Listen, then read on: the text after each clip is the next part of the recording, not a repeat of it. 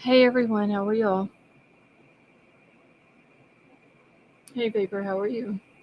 Summer, I know I'm late. I'm sorry. I couldn't find the remote to cut the TV down. I was trying to look for other things. Couldn't find that either. King, how are you?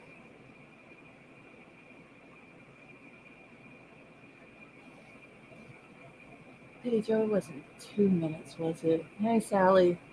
Vapor, I'm alright.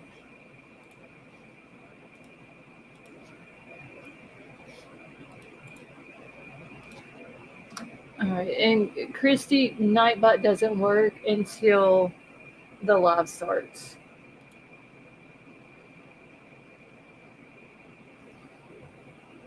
Okay, Dan, no problem. Summer, like the struggle is real. I don't know how I managed to lose the remote in the bed every single night, but it happens. It is what it is.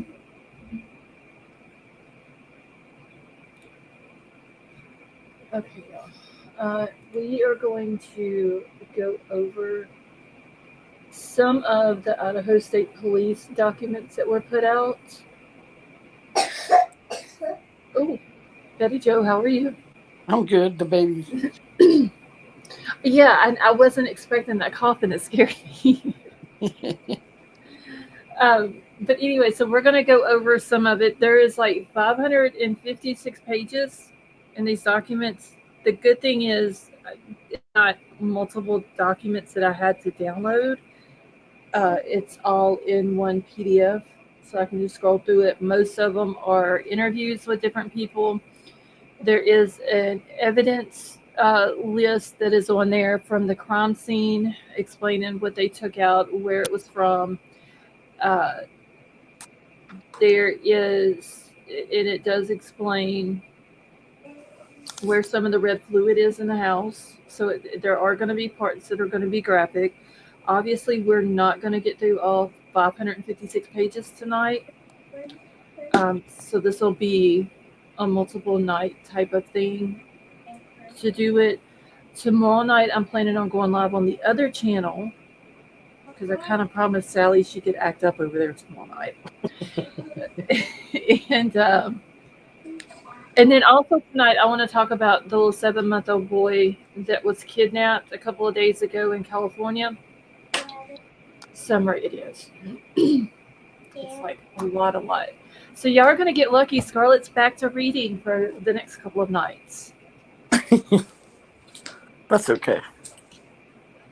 Yeah, but dang, I thought I was done with the Idaho 4 documents, but jeez. But I am glad that all the agencies so far, the only ones I haven't seen is the ones from Pennsylvania and the ones from the FBI. And those are the only two so far that I have not seen. But and King, I think King's the one that shared this in Discord. Did Were you the one that shared the Pullman Washington documents? Hey Elsie. Where it said what time they picked the bodies up. No, no, no. That one's in the ones tonight. I don't know if I will make it to that page tonight because it's kind of way down in there. Um, but okay, so Right. King saying she did share the Washington ones. So when they released the Washington documents, there was something wrong with the link. They had to redo the link or whatever, and they they finally put the new link out. I went and downloaded every single one of those documents. I have not found one thing that has to do with Coburger. Honestly, Then who does it have to do with? there is pictures on there of other vehicles. So I went through and I deleted it all because I like I said I went through, didn't see nothing about Kohlberger or anything to do with the Idaho 4 case. I went through and deleted all of those documents off of my computer. I don't know if they accidentally put the wrong documents on the link, or what it was, but the one that I downloaded, King, the one from Pullman. But the link that I clicked on that they claimed that they redone because everybody was having problems uh, with downloading because it was saying that it had reached this quota. The links had reached this quota to be downloaded. People were complaining about it on Twitter. Pullman PD said that they would fix the link, and then they eventually posted that they fixed it. And then I went back and was able to download them, but it wasn't unless there's very few documents, and you just have to go through all of them to search to find the ones that has to do with Ron Colbert. Okay. Let me hold on. I need to answer something back real quick. Okay, I sent that one. I didn't. Okay, so Summer, you might have been the one that sent it in Discord, and I wasn't able to download it. So after that, they fixed the link, and then everybody was able to download it. Maybe they had some mixed up in with it. Something I don't know. It's What it sounds like. yeah, it's crazy. Hold on, y'all. Let me answer this. That if not, I will forget.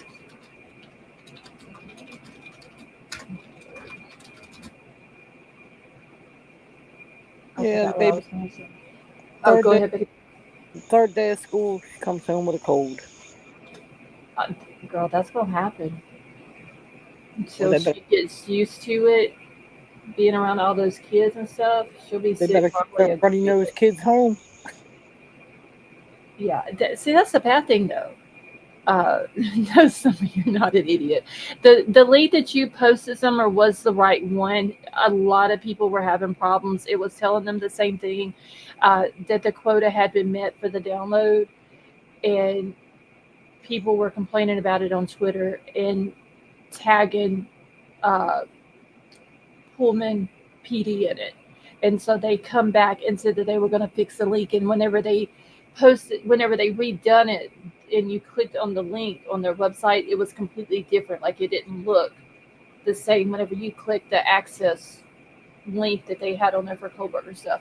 Um, anyway, so what I was saying, a lot of people used to do that when my kids were in school. They didn't care if their kids were sick or not; they would still send them to school. Yeah.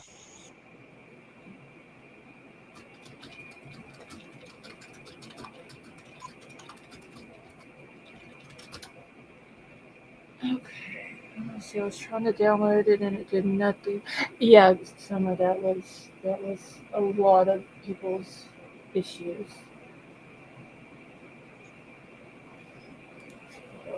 I'm trying to answer something back real quick so I don't forget. Now, Monday, when we drop her off, she has to walk to her class by herself. I don't like that. Oh, I mean, they say there's teachers out there, but I don't like that. is it they're trying to keep like the parents and all that out of the school?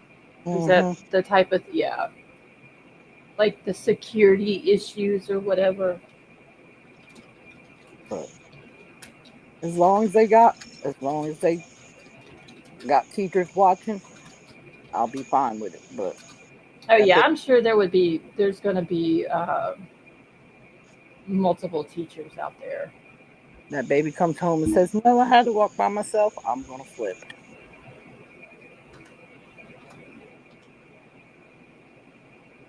You can't expect 5-year-olds to know where they're going. Or at least have the teacher close to the door, like in the hallway or something like that. That way, when she walks through the door, the teacher's right there with the rest of the class, waiting for the whole class to arrive. Yeah.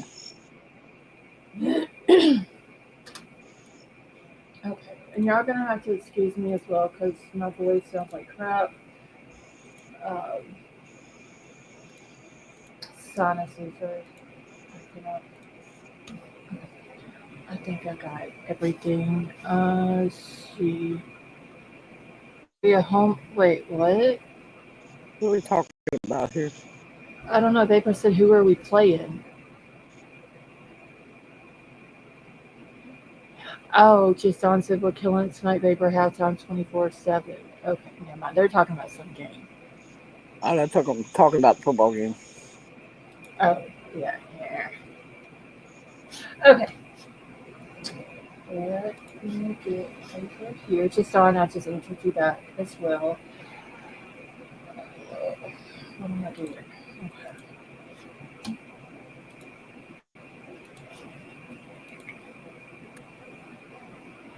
All right. Oh, that's too big. All right. Can y'all see that okay? Yeah, I can see it. Okay.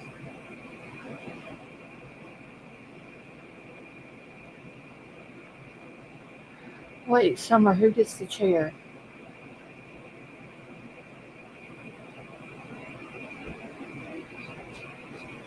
Christy, cuss it like I do. It always works for me. And Sally Mae, I haven't seen Tiff. I haven't seen her because I be lurking on y'all in Discord, even though I ain't talking in there. But I haven't even seen her in there. All right, so this is the first page of 556. Um, this is the initial call out. This little top box right here with the purple thingy across the top of it, that is just that information is going to be the same on, I believe it's on every single page or every new interview or any new document. I will read it this one time. I'm not going to read it after that. So if y'all see me skipping over that, that is the reason, because it says the same thing on every new document that's on here. And basically, it's just administrative information. The agency is Idaho State Police. It has the case number D22000030. Reported date was 11/13/2022, which we know is the date of the murders, and the reported time was at 12:22. Let's see, the location was 1122 King Road, Latah County, and it's starting from the day of the murders, which is November 13th, 2022 at 12:22 p.m. All right, so, and if I'm not answering something back in the chat, y'all just do something to get my attention so I'll look on that screen. Or Betty Joe, if you see something, just tell me. Okay, so this is what they're calling the initial call out document. And if y'all have not done so, real quick, please make sure to hit the thumbs up, put your chat on live chat so that way y'all are not missing any of the comments. All right, so the summary narrative on this is on November 13th, 2022. The Moscow Police Department, also known as MPD, requested the Idaho State Police District 2 investigations to assist with a multiple person homicide located at 1122 King Road, Moscow, Latah County, Idaho.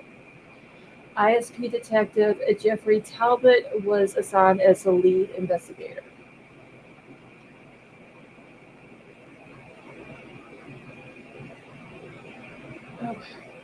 On November 16th, and this is just the summary for this document, November 16th, 2022, Idaho State Police detectives interviewed Blake regarding multiple homicides which took place in Moscow, Idaho. The interview took place at blank in Boise, Idaho County, Idaho. I'm sorry, Ada County, Idaho. Another thing that I need to let y'all know, these documents are very heavily redacted. Uh, the only names that are left in here is the victims' names. Even DM and BS names are redacted. Everybody that they have interviewed is redacted. Uh, their the information that they have on here regarding who it is that they have interviewed, there'll be like these little boxes above uh, the transcripts regarding the interview. Will have very little bit of information, their names, birthdays, addresses. Um, Most of their information is redacted. Some of them you can kind of guess who they're talking about in them, But because their names are not on here, I'm just going to say blank. So if y'all keep hearing me say that, it's just I'm at the redacted part of it. I'm not going to say for sure, like the DM one, we know it's DM, but because her name is not on there, I'm not going to put it as a fact that this is talking about her interview. Uh, there is a part in here, if anybody watched the Ashley Banfield thing that she put out the other night, a video where she's talking about that BK said Kaylee's name during the murders and said that he was here for her or he was there for her. Uh, I think Ashley misinterpreted how that was said in these documents. Yeah. Uh, because that was like a huge thing. We went over that PCA like we basically had that PCA back in the day memorized. We could have any page, whatever, we could have told you exactly what it said.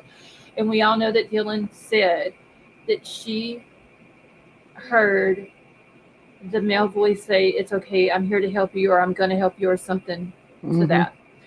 Uh, in her interview on here, she says the same thing. It's okay that she heard the male voice that she did not recognize. She knew that it was not Ethan's. Say, "It's okay, I'm here to help you," or "I'm going to help you," however it was that she put it. Later on in the documents, and I don't know if I will get to it tonight because that is also kind of way down in the pages.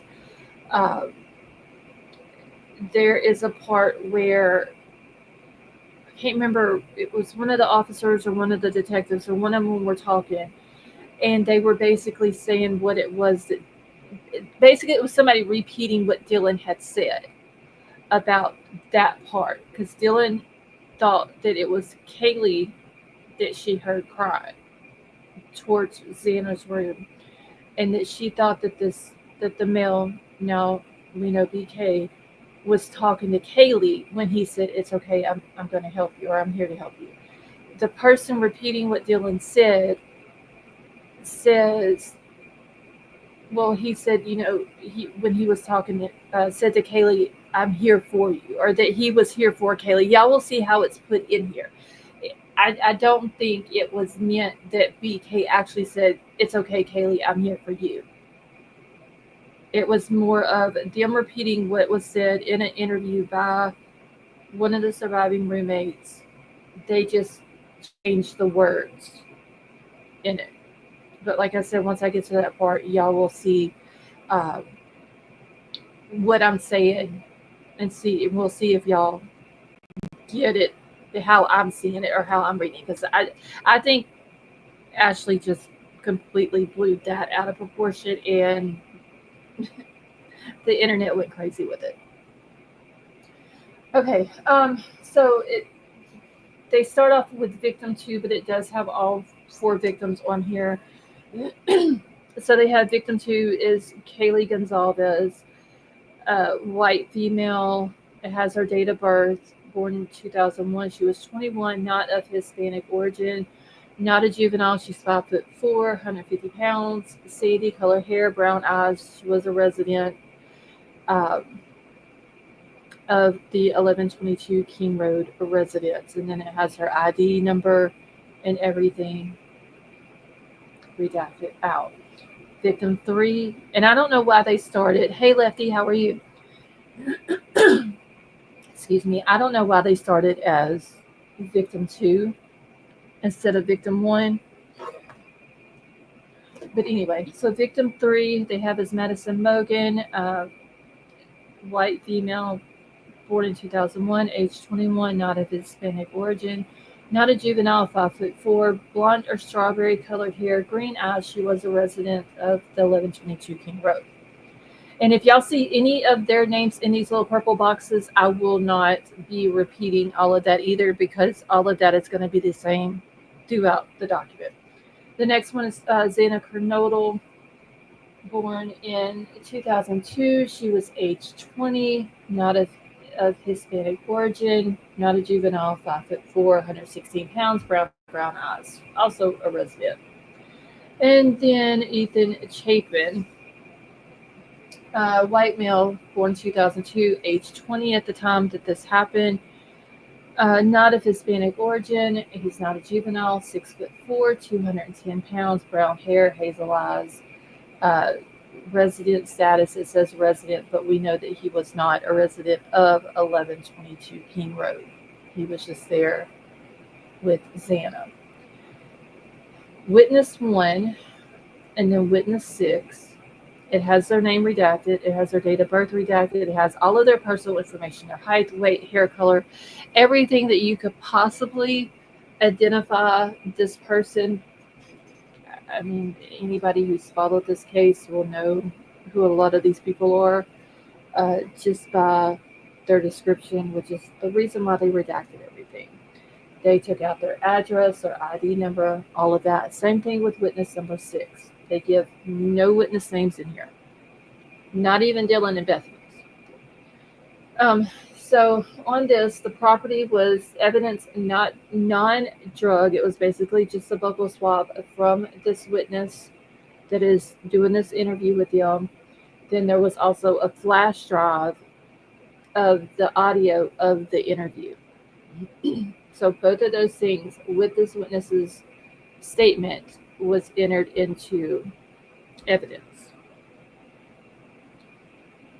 So the interview date for this one was, I think, the 17th.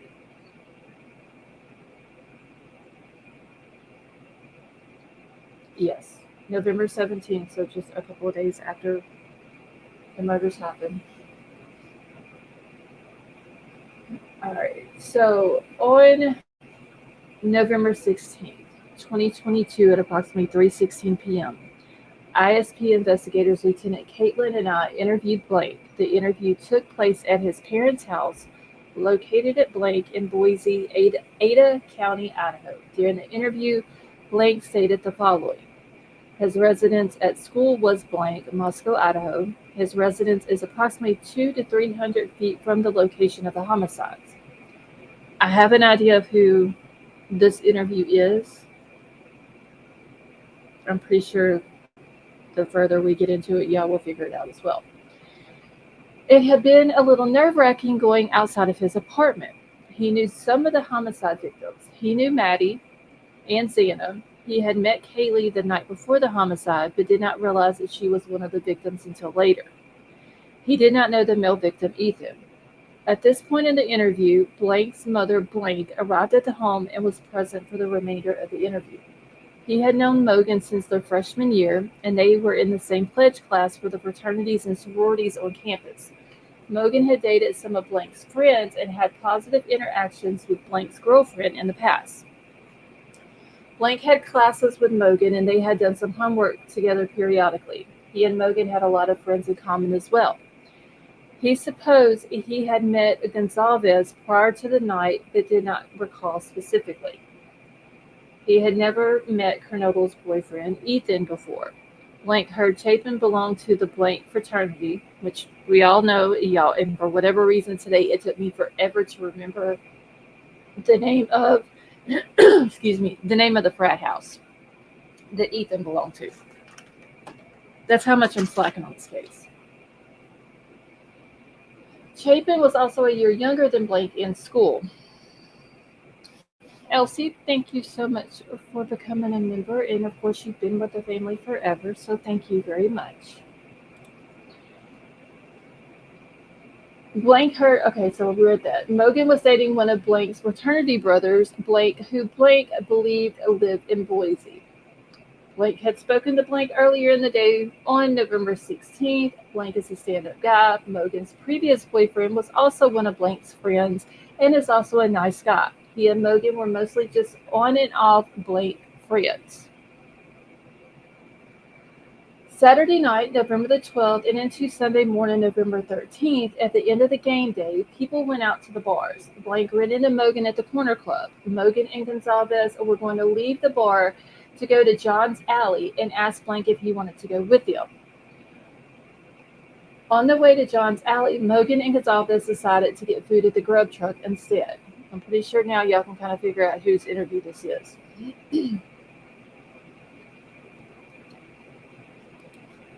King Scarlet, thank you so much for that super chat. That is very nice of you. She says the best reading award goes to you. Seriously, Gold Star Energy. Thank you.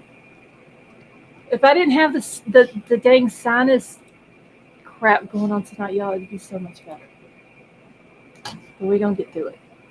Now I done lost my spot. Courtney, how are you? Y'all, where did I stop? Oh, here we go. Okay, so Blank was at the grub truck with them, but was hanging out in the back because he was not getting any food. Someone in a silver sedan picked up Mogan and Gonzalez. He assumed that it was one of their friends. Blank told Mogan to have a good night. Blank's designated driver's shift had already ended at approximately 2 a.m. Blank had a good coat on, so he walked home. He thought that it took him 20 to 30 minutes to walk home from the grub truck. Blank got home around 3 a.m. and went to bed. Blank showed on the map the way that he walked home, and the way that he described, he did not pass the residence of the homicide scene.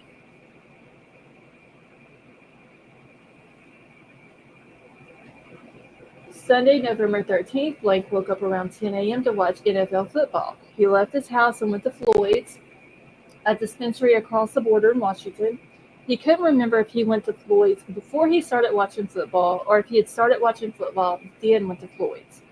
He thought it was weird because he drove past the scene on his way to Floyd's and didn't see any police or anything out of the ordinary. Blank drove a blank. During the morning, people called him to see if he knew what was going on down the street at the homicide scene. Blank didn't believe them and walked outside to see. Blank had to walk down the street to see the residence, the homicide scene. There was a rumor of an unconscious person, which seemed believable. During the group chat between the pledge classes from the fraternities and the sororities, kids realized that people were missing and something more than a person passed out might have happened. Most of his chats are via Snapchat. Some of the family members of the victims have started letting people know about the homicides before the news did. All right, Betty Jo, you keeping up with the chat, right? Yes. Okay. Right, well, trying to. Okay, well, just if you see anything that I need to look at or whatever, just let me know. Okay. Because it's on my other screen over there. So. Okay. All right. Blank heard a lot of people were packing up and leaving. He felt jumpy even leaving his apartment and walking out to his car. He would be able to do his classes online, so he packed up the next morning, which was Monday, November the 14th, and left. He had only been to the residence where the homicides took place maybe once. When he did go there, he was pretty sure that it was all different people living there. He had heard that there was a party there earlier that day and that some of his friends went to it. Blank went to the corner club by himself because he had friends who went there and worked there. Blank, Mogan, and Gonzalez were the only ones in their group who left the corner club and went to the grub truck. Of the victims, only Mogan and Gonzalez were out at the bar. Blank believed Kernodle and Chapin were still underage. And it'll get on down into these documents where it says that a lot of the college kids who were underage and couldn't go to bars, they either stayed home or they went to like the frat parties and stuff like that. Blank thought the car in front of their house looked similar to the one that picked them up that night. It seemed like a friend that had picked him up and not a random person. People usually use designated drivers from their fraternities or sororities. He thought maybe Kernodle and Chapin might have picked up Mogan and Gonzalez. Blank doesn't usually go to parties. He usually goes to the bar. He had heard a rumor that there was a party at the victim's residence earlier. Kernodle sometimes would get a little crazy with partying and Blank. Mogan just uses alcohol. Gonzalez, he thought, just drank alcohol only. He doesn't remember meeting Gonzalez prior to that night. After the incident, he heard rumors of Gonzalez having a stalker. Any girl who belonged to the Blank sorority should know about the stalker information. Mogan and Gonzalez, he believed, both belonged to the – Blank sorority, which we know that they did not. Blank had an ex-girlfriend that he was trying to get back together with. For most of the past few years, he had a girlfriend who went to a different school, so he hadn't been hanging out with a lot of people regularly. Blank had no idea who could have committed these homicides. Usually, the craziest things that happens are the people getting MIPs and DUIs. He hadn't heard any rumors about why this could have happened. He thought the only reason someone might have acted out like this is for love. He heard that there are videos of him at the Grub Truck with Mogan and Gonzalez. The Grub Truck live streams videos on Twitch TV. News outlets have identified him from that video and have called him. We know him as the hoodie guy. I'm not going to put his actual name in here, though. Blank left Moscow Monday morning around noon. He traveled home by way of Ontario, Oregon, instead of New Meadows because he doesn't like driving through the mountains. With consent, I collected buccal swabs from Blank. Blank had no apparent injuries to his hands, forearms, head, or neck areas. The interview ended at approximately 4:02 p.m. For complete details, review audio recording of the interview. The buccal swabs and the audio recording of the interview were submitted into evidence under the tag number 2200004140 as Item 1 and Item 2, respectively.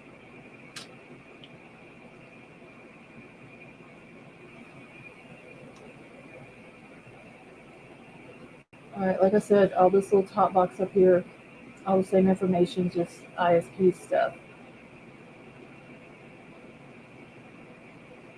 All right, so the summary narrative for this document is November the 17th, Idaho State Police Detective Lieutenant Caitlin and Detective Sergeant Hoxie conducted an interview with Blank. The interview was in reference to the murders of Madison Logan, Kaylee Gonzalez, Xana Kernodle, and Ethan Chapin, which occurred at 1122 King Road, Moscow, Idaho, on November 13th, 2022.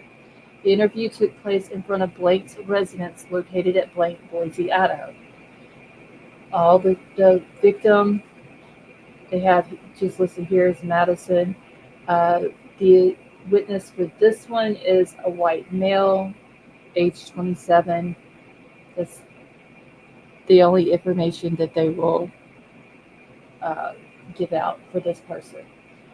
They also, as far as property or evidence, it was a buccal swab from the person that they're doing the interview with.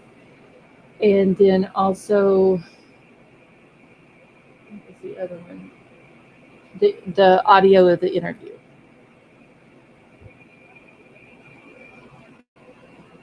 Oh, y'all are still up in here talking about. Oh. All right, so on November 17th of 2022, at approximately 1:02 p.m., Idaho State Police Detective Lieutenant Caitlin and I conducted an interview with Blake. The interview was in reference to the murders of Madison Logan, Kaylee Gonzalez, Xana Kernodle, and Ethan Chapin, which occurred at 1122 King Road, Moscow, Idaho, on November 13th, 2022. The interview took place in front of Blank's residence located at Blank, Boise, Idaho. Blank reported the following during the interview. On November 12, 2022, he woke up and started watching college football and then went to the gym. His roommate, Blank, had a dart tournament at Moose Lodge, which is next door to the Corner Club. At approximately 5 p.m. or 6 p.m., he went to the Moose Lodge and started drinking. Moose Lodge had a veteran special. They were at Moose Lodge until approximately 9 p.m., and then they went to Mingle's Bar and Grill for about an hour. After Mingle's, they went to the Corner Club, but at this point in the evening, he was intoxicated. He did not remember getting kicked out of the Corner Club and did not know why he was kicked out. At approximately 11:21, he and Madison Mogan took a picture together while they were at the Corner Club. Mogan sent it in a group text to Blank. Also sent with the photo was a text saying, "Get to the club, Blank." He didn't remember taking the photo with Mogan and didn't remember who Mogan was, or who she was with. This was also the first time he had seen Mogan outside of class and school projects.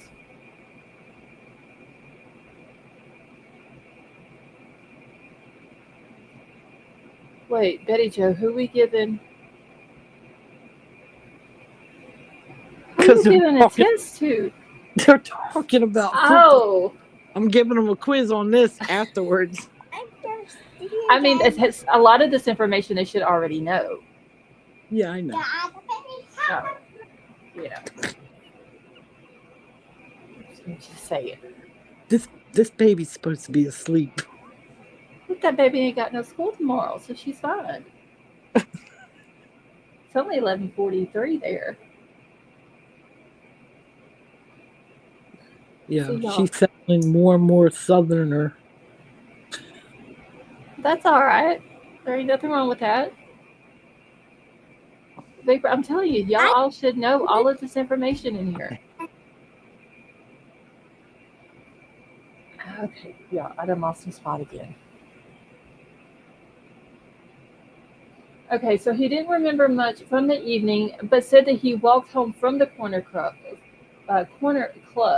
His address was blank, Moscow, Idaho. His roommate blank got home around 1:30 a.m. to 1:40 a.m.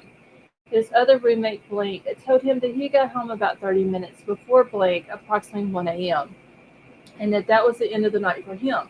His roommates are blank and blank, who were a couple. On November 13th, 2022, he woke up at approximately 12 p.m. He learned of the incident through a vandal alert, which was a student email that afternoon, which explained the situation. An hour after receiving the first vandal alert, he received another which told him that there was no suspect and to remain vigilant. A third vandal alert was sent out that evening while he was at work, which had details of how many victims there were. He didn't know Mogan was one of the victims until Monday afternoon when he received an email from his professor of marketing. He, Mogan, and Blank are in marketing blank at the university and work together on group projects. They were working on a project for Blank, which was a cafe in town that Mogan worked for. When they worked on projects together, they would meet and work in the basement of the Albertsons building on campus. He had never been to Mogan's house and didn't know until recently where she lived. He worked at Blank in Moscow and has worked for Blank for 8 years in total. As he transferred colleges, he moved stores with Blank. His boss said that the store carried old K-bar knives, but that they were an older clearance item. He didn't know what kind of sheath a K-bar knife would come with. He didn't know Kaylee Gonzalez and didn't remember seeing her at the corner club. He didn't know any of the victims besides Mogan. Mogan was the only person from the house that he spoke with, and it was mainly related to class projects. He had only talked to Mogan approximately 4 to 5 times throughout the school year. They mainly used text messaging to communicate.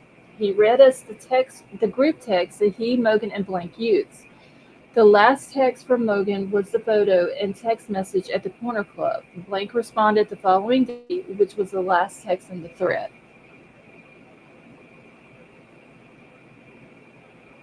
He was attending his last semester at the university and he thought that Mogan was going to finish in 2023. He started college at Treasure Valley Community College, transferred to Utah Tech University, and from 2017 to 2019, he started attending the University of Idaho.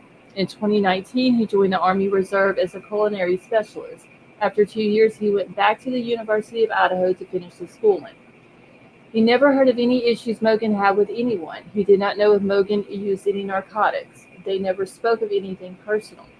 He didn't have a car and walked wherever he needed to go around the campus. He rode the bus home to Boise and borrowed his brother's pickup while he was in town. Blank did not have any injuries to his hands, arms, or face. At approximately 1:36 p.m., Blank consented to a DNA sample. ISP Detective Miller arrived at the scene and collected a DNA sample from Blank, which I took custody of and submitted it into evidence for processing.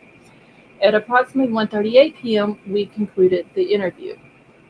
And it just has item one is the buccal swab from this person doing the interview and then the audio of the interview. Ginger, how are you?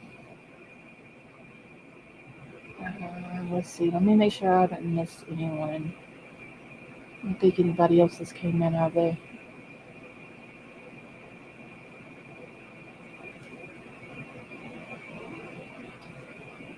All right. This interview. Let's scroll down here. All right. This interview is with a white female born in 2003. There is the thumbnail or the thumb drive of the interview that was submitted into evidence. Ginger, you're very welcome.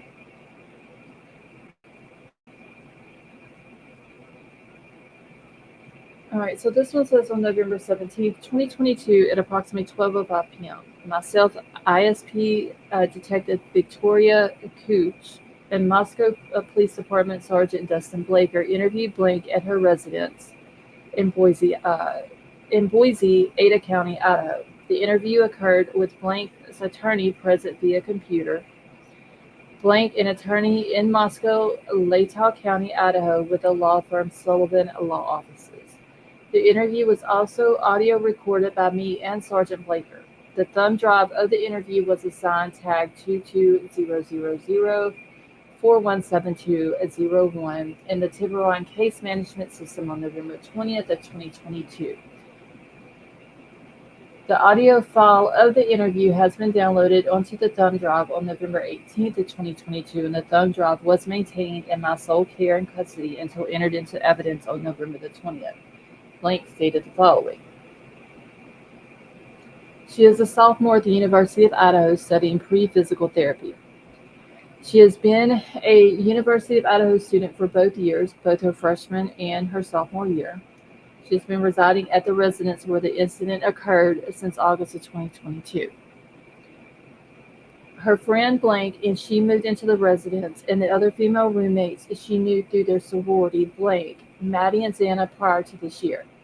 She had also met Kaylee before, but Kaylee belonged to another sorority. She explained Kaylee was a senior in school. She described Xana as being a year older than herself. She also described two additional friends, Blank and Blank, but they were not residents in the house. Blank explained that Blank introduced her to Xana last year. Both Blank and Blank reside in Blank Apartments, an apartment complex on campus that houses sorority members. She described the layout of their residence as where each of the roommates resided, paraphrased based on Blank's description of the residence. When you walk in, there is a door. There is downstairs with a bathroom and Blank's bedroom. When you walk into the door, there's a hallway with her bedroom and the kitchen and the sliding door, which would have been the second floor. The upstairs is Kaylee's room and a bathroom and Maddie's room. Xana's on the same floor as her bedroom. Initially, she was asked to describe what the girls did on the 12th of November, but she described there was a ball on Friday night, November the 11th of 2022, a Pi Blank sorority ball, which she briefly attended. She explained that she started drinking at 4:30 p.m. on the 11th. She described the individuals at the ball, including her roommates, as well as Ethan and his Blank, and their dates, who were Fiji fraternity members Blank, Blank, and Blank State. Kaylee Gonzalez was Blank State for the ball. Blank described how she got home on Friday night by using an Uber from the Pi Blank ball to their residence. She explained that she and her roommates normally have Blank as their Uber driver, but not on the night of the 11th. She does not remember the name of the Uber driver on Friday night. This was around 8:30 p.m. She explained that she and the roommates trust Blank. She advised the party initially transitioned to the Blank, but she got bored and wanted to go home. It was she, Maddie, Xana, and Ethan regarding the roommates who attended the ball. Eventually, a group from the Blank Pi event transitioned to Blank and the other roommate's house, and there was a party that continued there until the early morning hours of November the 12th, that Saturday. She requested to look at her cell phone during this point in the interview to verify the timeline. She was advised that she could use her cell phone to provide times during the interview. She advised that the other individuals that came to the house on Friday night were Blank. Initially, she said it was Blank, but corrected herself to say that it was not, but it was Blank, who came to the house, and Blank as well as herself. Yeah, I'm tired of all the blanks. I'm sorry. It's getting annoying. They were consuming large amounts of alcohol and playing music. She went to bed a little after 12:10 a.m. and then added that she went to bed sometime between 12:10 a.m. and 12:30 a.m. that morning of November the 12th. Eventually, she advised that Maddie came home and eventually Kaylee, but she was not certain about where Kaylee was when she went to bed. She then explained on Saturday morning, November the 12th, at approximately 12:15 p.m. Then she corrected the time to 11:44 a.m. The roommates went together to get coffee into the store to get more alcohol. They still had champagne from the previous weekend, which she explained was a U of I parents' weekend. And it'll get into here where she has to correct herself as far as the time or whatever, and it's basically just because of a time zone issue, because of where she was at the time that this interview was taking place was a different time zone than what Moscow is in. All right, she explained the plans for that Saturday night included a blank high fraternity party on campus. Blank explained Kaylee was not going to this function because she was a senior.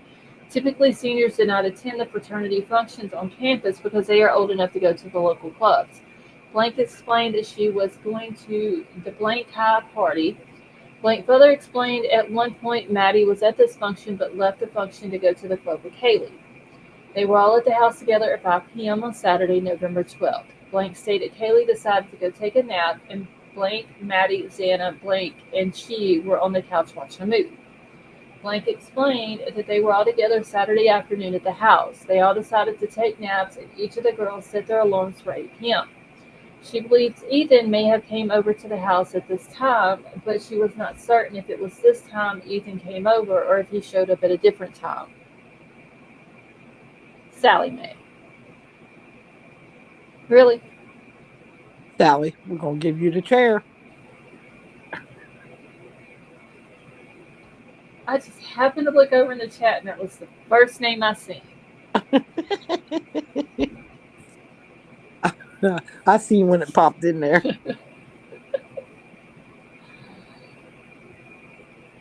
Oh my god, that name. Ugh. Okay, Blank explained that she had an assignment due in her Psychology 215 course, so she posted the assignment at approximately 10:12 p.m. She believes that she then left the house at approximately 10:30 p.m. Saturday night.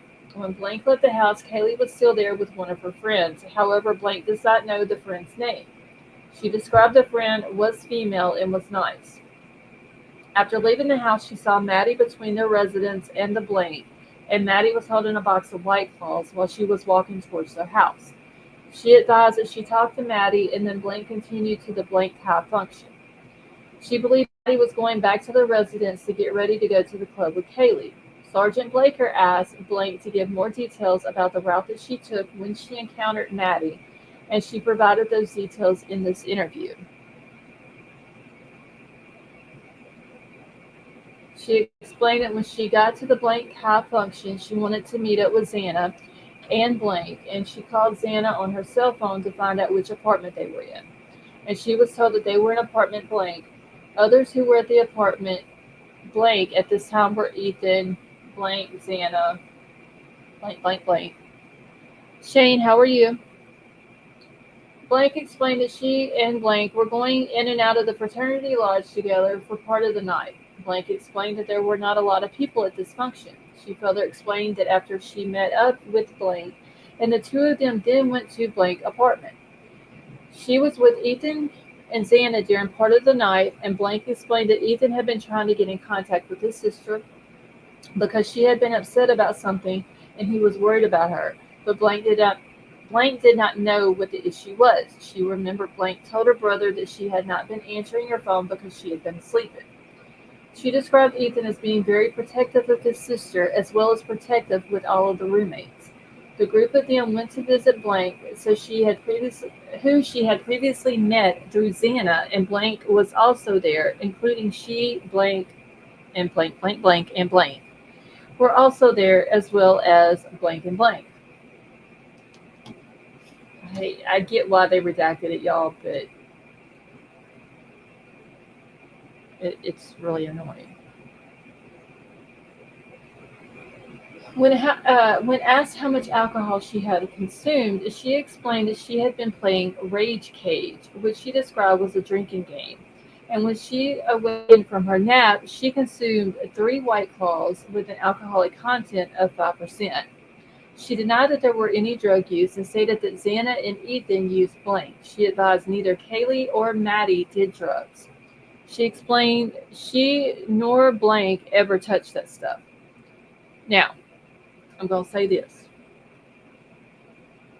Just because this is in an interview doesn't mean anything. Certain things that are being said in here. So people don't need to go running with the theory still that that's the reason why these murders happen. I'm just saying. She described the alcohol use at blank and blank residence, which included blank consuming a whole Borg, in which she also consumed some of the Borg. Based on a Google search that I conducted relative to writing this report, a Borg is an alcoholic beverage which requires taking an empty gallon container, filling it halfway with water, adding vodka and enough Mio to make the taste of the vodka disappear. The cocktail is often referred to as a Borg, but the nickname doubles as an acronym that stands for the drink's full name, Blackout Rage Gallon. Dan, right. That is true. But because these have came out and there were these theories that was running rampant at the very beginning, people are still going to run with that. Boy, ain't that the truth? Yeah, it was ridiculous. Just because of some arrests of some of the family members of the victims, there's absolutely no proof whatsoever that that is the reason why the murders happened. No. So, I wish people would stop with it.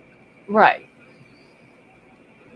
Okay, she described Blank as being extremely intoxicated and that she had continued to consume alcohol. And because of Blank's intoxicated condition, she advised Blank to come back to her residence with her to watch movies.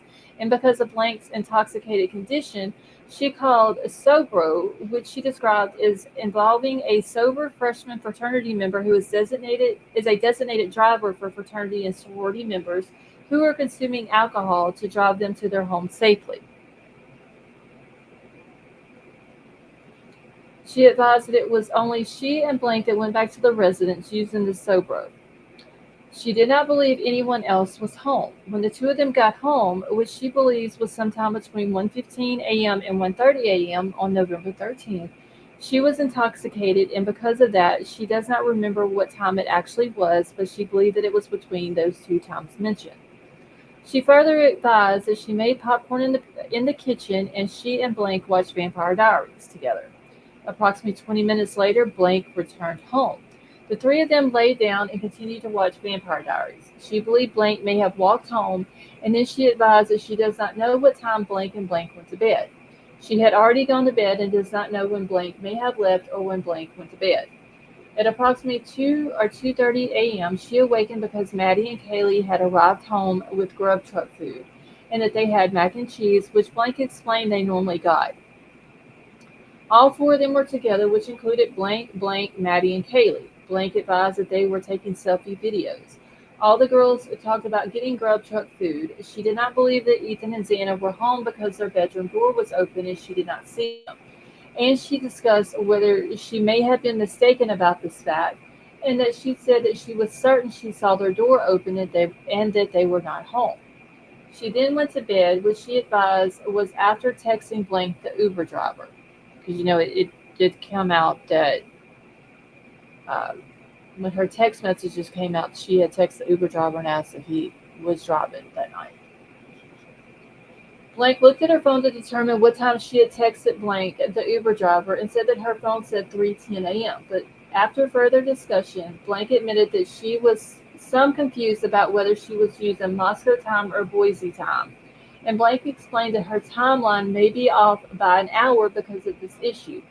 specifically during this interview, referencing Boise time instead of providing the time that it would have been in Moscow when these events were occurring on the 13th of November. So that's where the whole uh, the time zone thing comes into play in her times and where she's had to correct her timeline a couple of different times. She explained that she uses Snapchat as well as her cell phone to communicate with her friends. She advised if there is a lack of texted communications on her cell phone, it is because she had transitioned to using the Snapchat app for her method of communication. She advised her login information with Snapchat is blank and her password is either blank. She denied knowing her roommate's passwords to their cell phones. While they were together, they talked about ordering grub truck, and then she texted blank the Uber driver at approximately 3:10 a.m. She explained that she texted to blank, "Are you driving by chance?" Approximately 3:13, blank texted her back. She then went to bed. She does not believe that blank ever came to their house because she never responded to his text about the fact that he was still driving. She advised blank the Uber driver is in his 30s, is married, and has one child. She advised that all the girls knew him and liked him.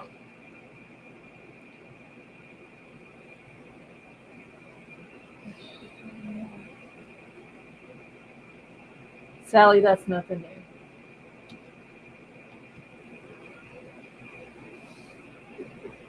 Y'all were being bad. I'm just sitting here just reading, minding my own business, and Sally was talking about, I guess I'm going to have to be good tonight. No, I'm sorry. She guessed she was going to have to be serious tonight. And then she's still up in here acting up. So it's vapor. Well, that's nothing new. That's an everyday occurrence. That poor baby. I know. I'm okay. She said, "I'm okay." Go baby.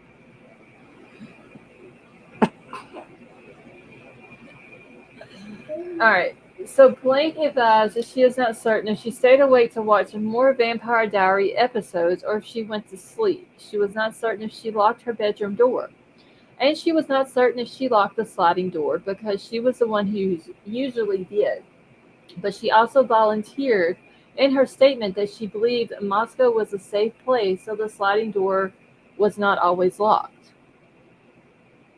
She does not remember if anyone locked the sliding door before she went to bed. She was the first to go to bed ahead of the other roommates. She explained that she previously had a lot of dreams where she had been kidnapped in her dreams, and she further explained that these type of dreams started in high school and she knew that they were dreams and she would let those things happen in her dream because she realized they were dreams. She advised that she does not suffer from anxiety and denied prior life trauma other than divorced parents. Blank explained that she was awakened to a noise sometime between 4 a.m. and 4:20.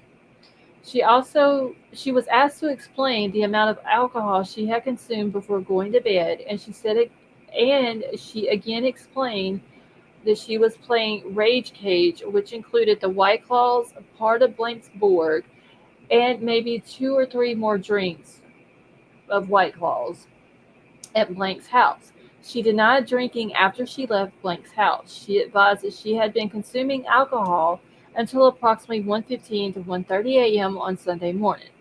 She denied drinking any more alcohol after she and Blank got back to her residence.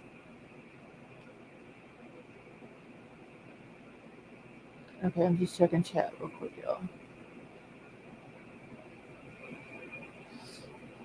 All right, at 4:22 a.m., she confirmed this information by looking at the texted communications on a cell phone. She texted Kaylee asking her what's going on. She advised her phone said 5:22, which she advised would have been 4:22 Moscow time. She advised around 4 a.m. or 4:20, she heard Kaylee singing and playing music. She heard who she believed was Kaylee walking up the stairs and advised that she heard Kaylee say, "Someone's here," and she sounded frantic. Blank described Kaylee's tone as somewhere between talking and yelling. She believed that it was Kaylee who was walking up the stairs with Murphy. She said that she heard who she believed was Kaylee running down the stairs. She advised Murphy was barking at this time. Blank advised that she had been, and then that's like a whole redacted sentence.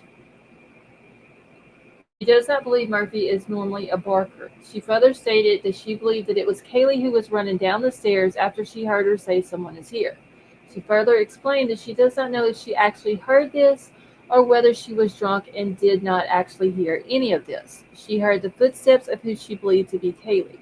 She explained that all the girls were Doc Martens and that is what she believed she was hearing was Kaylee coming down the stairs wearing Doc Martens because of the sound of the footsteps coming down the stairs.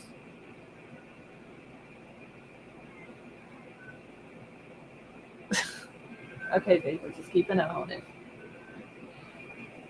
Blank called Blank at 4:19 a.m., then Xana at 4:20 a.m., Kaylee at 4:20 a.m., and then Blank again at 4:20. Blank advised Blank told her about seeing fireworks. She texted Blank a last time at 4:27 before she went to Blank's room. Because apparently BF had said that she heard something that sounded like fireworks or something like that. It was in one of the other documents that had came out.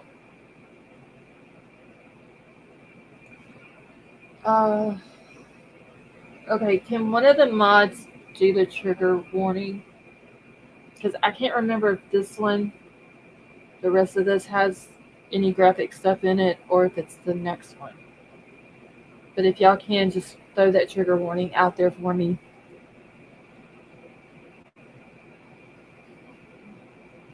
All right, let's see.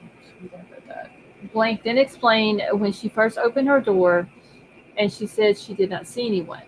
The second time when she opened her door, she heard who she believed to be Kaylee crying, and Blank believed Kaylee was in the second bathroom, which would have been the bathroom next to Xana's room, or right outside of Xana's room. She then heard a male voice, which she stated she had never heard before, say, "It's okay, I'm going to help you." Okay, so this is what I was talking about earlier. That she thought that this was Kaylee saying it, but it would have been Xana saying it. This statement was repeated by someone else. I want to say it was one of the detectives, but we'll get to that. Where they are basically repeating what Dylan says, but not repeating it verbatim. And they basically say it like he was there for Kaylee or something like that. And I think that's where Banfield, when she read it, either she just didn't understand it or didn't read it like that, or she did it for clicks and views. Okay, so she heard her say, "It's okay, I'm going to help you." Blank believed the unidentified male was in the bathroom with the person who was crying. She believes that it was Kaylee who was the one crying. Blank stated that now she has gathered additional information and she now believes that it was probably Xana who was crying. At the moment of hearing the crying, she stated she believed that it was Kaylee who was crying. She advised that she knows the male's voice was not Ethan's voice.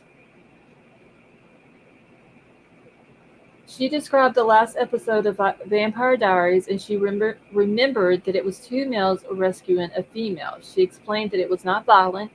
She advised that the male figure in the last episode was wearing all black, but Blank explained that this was normal for the series. She was not certain whether she heard Murphy barking during the first time that she opened her door, but she advised that it was possible that he was barking, but Murphy was moving away from the house. She described Murphy was a puppy and Blank had just met him in August. She could not describe Murphy as being skittish. She advised that she opened her door a total of 3 times. The 4th time is when she left her bedroom to go downstairs to Blank's bedroom. Blank advised that she continued to call and text the roommates but received no answers. She provided the times that she called and texted her roommates and the time span that she advised it would have been between 4:20 a.m. to 4:27 a.m. She advised that she never thought about an intruder, and in her mind, she stated that she was not processing what was occurring as threatening.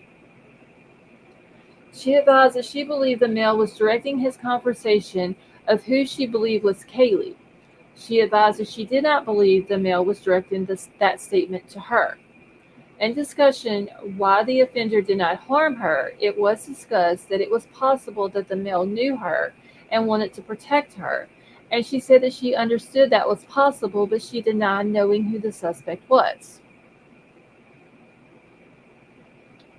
Blank further explained that she Snapchatted Ethan but received no answer from Ethan. Blank thought Ethan was still either at the blank Kai or was at home. She was not certain. The third time that she opened the door, she said that her vision was blurry or fuzzy, but she advised that she saw a figure of someone that was dressed in all black and that they were masked and that he was holding an item of what she initially perceived was a vacuum. But she did not but she said that that did not make sense to her. She described the suspect as not being muscular, but being skinny and toned like a basketball player. She further described him as being taller than her 5'10" frame by at least 3 inches. So he would have been 6 foot in height.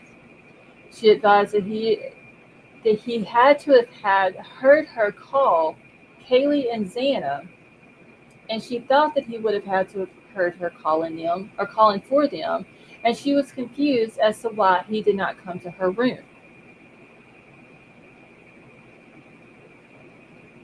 Summer, yes. She described the item to this. She described the item that the suspect was holding, which she advised was like a cylinder, and she remembered a cop talking about a bow, so she was trying to ascertain if what she saw was in fact shaped like a bow. Blank further stated that she thought that maybe it was a firefighter because of what Blank had told her about seeing a firecracker. She advised that he would have been approximately 3 feet away from her, and she believed that she saw him walking out the back sliding glass door. He had looked at her before walking out the back door. She was not certain if he could see her whole body or just her head. All right, Dan, you have a good night. Thank you for stopping by. At 4:22 a.m., then Blank corrected her time and stated at 4:23 a.m. She advised that she texted Blank, and they conversed about someone wearing all black. And Blank said something to the effect of, "What the fuck? Why is Xana wearing all black?" Blank explained that she was not certain if she had been dreaming this or if it was real. Blank explained that she saw the suspect holding something she believed to be cylinder shaped and also shaped like a triangle at the bottom of the cylinder shape. She advised the suspect was approximately 3 feet away from her and he looked at her but was walking out the sliding door when she saw him. She said that she saw his eyebrows. At approximately 4:23 a.m., she texted Blank to tell her she saw a masked suspect in their house. Blake responded at approximately 4:25, telling her to come to her Blank's bedroom and that it's better than being alone. Blank then left her bedroom after opening the door for the fourth time and ran to Blank's bedroom downstairs. Okay, so we're going to need trigger warnings to this too, y'all. Blank advised that when she left her bedroom, she looked down the hallway to Xana's bedroom, and she could see Xana laying on her back in her underwear, but she thought that at the time Xana was passed out.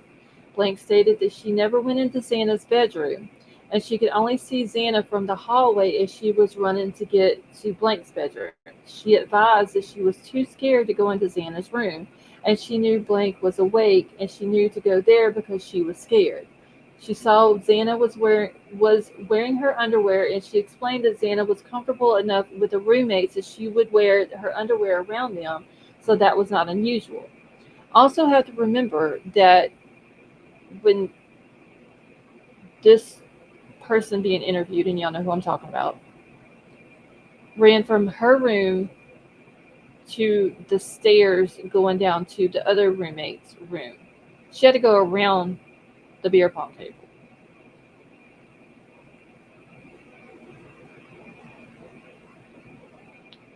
Think she had anxiety, and it's King Scarlet. That is a possibility.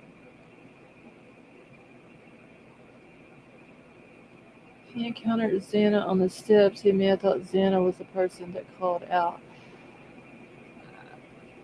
I think it's a possibility, Vapor. Once we get into these documents a little bit deeper, you'll see why I'm saying this. He either encountered her on the stairs going to the third floor, but he definitely did something in the living room. So one of the two places he encountered Xana, because I there think was. Go ahead. I think it was when she was on like the last step coming Hmm. down is when he got her. Well, there it does say um, that there was uh, red fluid on the. I think it's at the handrail coming from the third floor down to the second floor. Yeah. But uh, when it gets into where the red fluid was in the rest of the house, you'll see Mhm. why I'm saying that. Like he literally, uh, he did something to Xana in the living Oh, room. oh yeah. Um, but we'll get to that. If we don't get to it tonight, we'll get to it Monday night. Right.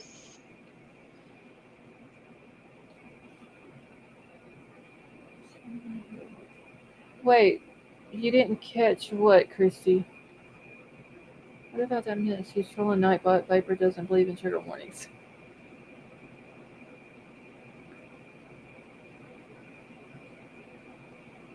Oh, okay, that was yeah. I'm so banana.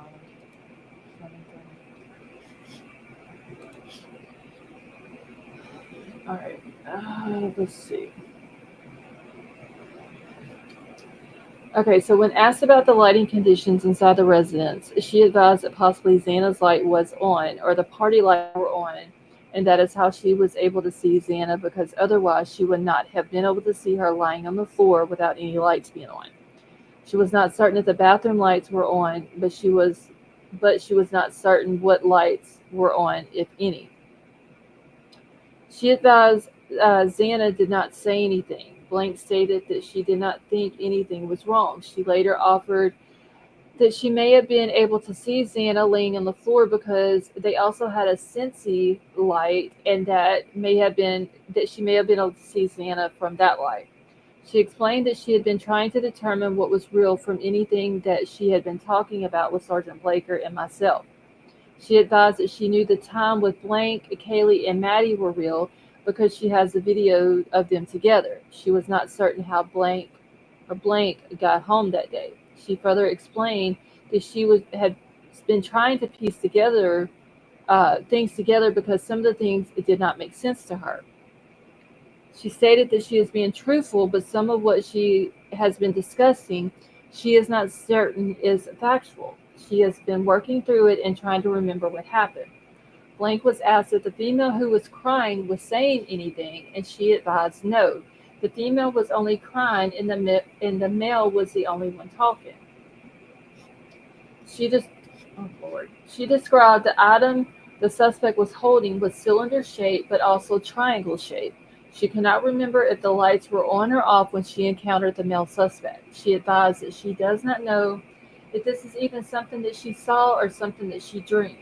She advised the last time she saw Xana was at Blank House at approximately 11:04 p.m. Blank confirmed this by checking her cell phone. Xana had been holding a White Claw, and she was at blank at 12:49 a.m.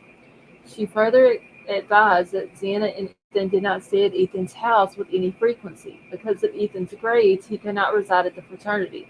He had his own apartment, but she does not know where his apartment is because she has never been there. She knows Kaylee and Maddie were home when she went to bed, and from when she saw Xana laying on the floor, but she was not certain about whether Ethan was home. So she knew Xana was laying on the floor, but she didn't know that Ethan was even in the room. She advised that she left Blank in Blank's house at approximately 12:49 a.m. to return home. Blank stated she is certain at 3:11 a.m., which through discussion may have been 2:11 a.m. Moscow time. Blank, Kaylee, and Maddie and she were all in the house. She was not certain about Xana and Ethan because she does not know when they came home. She denied perceiving a threat even after encountering the male in the hallway.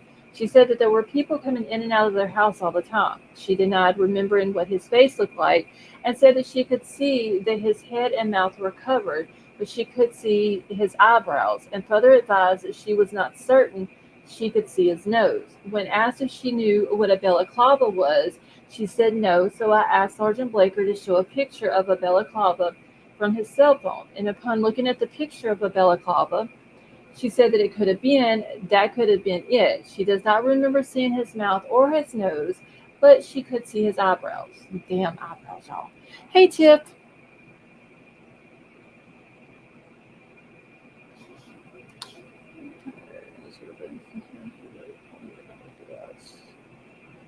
Okay.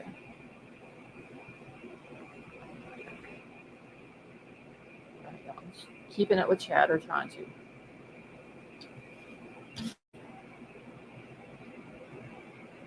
When asked if any of her roommates told her about prior incidents involving anything that concerned them, and she advised that Kaylee had told them, Blank and the other roommates, about an incident a month prior when she was outside with Murphy about a subject who had been watching her. The subject was in the apartments above the girl's residence. Blank further explained that 2 to 3 weeks ago, while at Winco, Kaylee told her about a male subject who followed her from the Winco store all the way to Kaylee's car. Even when Kaylee went to leave, the subject was standing by Kaylee's car. Also, 2 to 3 weeks ago, all of the roommates went to Starbucks together, and when they got home, the front door was wide open. They did not believe it had been open when they left. She explained there were prior issues with the front door, so she said that it was possible the door opened because there had been a snowstorm, and she explained possibly the wind caused the door to open. Also, when they got home, the washer was going, which she described was not unusual, but this also concerned her. She explained because of those things, they went to get Ethan's golf clubs to protect themselves when they searched the house. Blank explained weeks prior to the 13th, Kaylee told roommates that she heard a woman scream, but no one else heard it. Blank was asked if she was telling either Sergeant Blaker or I anything to prevent us from solving this, and she advised no. That she understood my question and that she advised that she knew that she did not sleep through the whole incident because she had texted communications and other things that she knows would have required her to be awake. She advised that she knows what she heard, especially about hearing who she believed was Kaylee crying and the male voice telling her that he was there for her. So, see how he took Dylan's words but did not put them verbatim in as Dylan's actual words. He kind of changed it up a little bit. It made it some people can take how that was wrote out as BK telling Kaylee that he was there for her. Like it was making Kaylee look like to be the target of the house.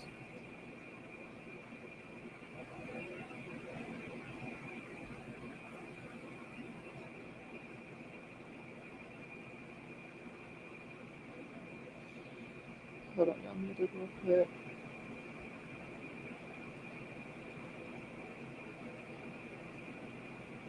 All right, she stated again that she does not know how much of what she had been telling us was not factual because she's still processing the events. When asked why she believes that she was spared after the male suspect saw her, she says she does not know why, and she does not believe anyone ever tried to open her door during the time that he was in the house. And he could have easily have done so, and why he would have passed by her room multiple times. She volunteered that to come through the sliding glass door, the person would have had to scale a tall wall. She advised that the suspect would have had to have known that her room would have been occupied because he appeared to have known the layout of the house. She also said that it could have been someone who was in the house last year when other girls were living in the house. She advised that there was no one that she knows who would have wanted to hurt the girls, and the girls were loved by everyone. She says she had never heard even rumors which were negative about any of the victims. When asked about Kaylee's ex boyfriend, Blank advised the breakup was mutual and that they have their dog Murphy in common, and Blank comes to their residence and plays with Murphy, and he and Kaylee continue to be friends. When asked if they co parented Murphy, she says yes. Kaylee told her that the relationship with Blank had run its course. Blank thought Blank had handled the breakup well because every time he came to their house, there did not seem to be an issue. Blank brought up the name Blank, but she mispronounced his last name during the interview as someone she and the other girls believed might be involved. But she was reluctant to say that he was a suspect because she knows how damaging to his reputation that could be if he were not involved. She advised that she was told by Blank, Xana's best friend, that Blank once punched a friend of theirs, Blank, in the stomach last year, but Blank did not know the circumstances as to why. Blank advised that recently Kaylee started talking to Blank, and Blank seemed okay with that. Blank offered her DNA. Sergeant Blaker secured a swab from Blank at the conclusion of the interview. She advised that there may be difficult to locate the offender's DNA because they had conducted a deep clean of their residence leading up to the parents' weekend. When asked about when the deep clean of the residence had occurred, it would have been before the weekend of the crimes. She was advised that there was evidence left in the residence, and she sighed and said she was glad to hear that there was evidence found at the scene. She explained her blank. When asked if she was able to provide a description to a police composite artist, she said that she would not be able to describe enough of the suspect to be helpful. She further advised that the only thing she remembered about his face was that his eyebrows were bushy. She advised that she was confused about why the offender would have taken the patio door out of the residence because of the drop off from the patio.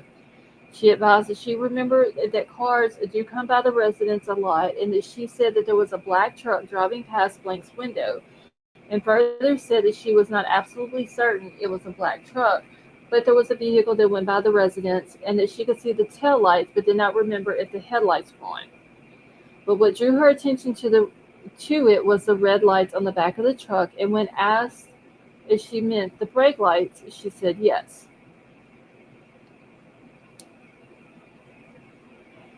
When asked what occurred after she went into Blank's bedroom, she said they eventually fell asleep, and when she awakened, she was laying next to Blank in Blank's bed. She advised a friend of theirs, Blank and Blank's mother, are planning a memorial event, and that has helped her emotionally. She advised Blank is crying a lot over this, but she has not been crying, and Blank has explained to her why she has not been showing emotions. She explained that Blank used the word dissociate to describe her emotions. When she awakened that morning, Blank was next to her in bed. They were both too scared to leave Blank's room, even to go to the bathroom. She advised at approximately 11:23 a.m. Blank then corrected the time to 10:23 a.m. Moscow time. Blank says she texted Maddie asking her if she was up. At 11:29 Moscow time, Blank texted Kaylee, "Are you up?" She could tell her Snapchats were not being read when she was texting through Snapchat. Blank advised that she called Blank, one of her closest friends, about what had happened that night with the masked man. Blank then explained that she reached out to Blank in a text message, which Blank told her was at 10:50 a.m., but she thinks Blank was mistaken. Blank told her that she would send Blank to their house because of their concerns about what had occurred during the night. When Blank got to the house, which she described was before noon, she is not certain if he came through an unlocked front door or if he used the code to get to the door to get into the residence. And when he got into the house, he asked about the location of a knife, and she directed him to a knife.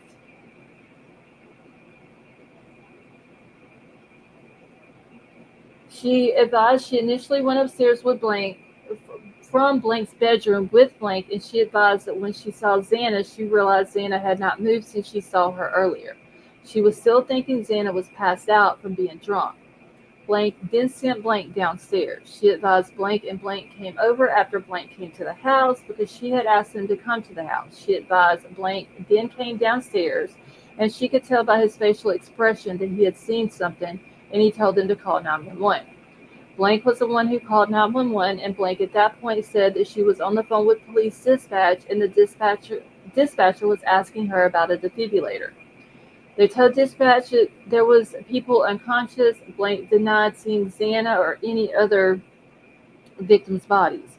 She advised that they stayed in the house when police arrived, and the police, were putting the tape up, but they realized that there had been a crime and that they were.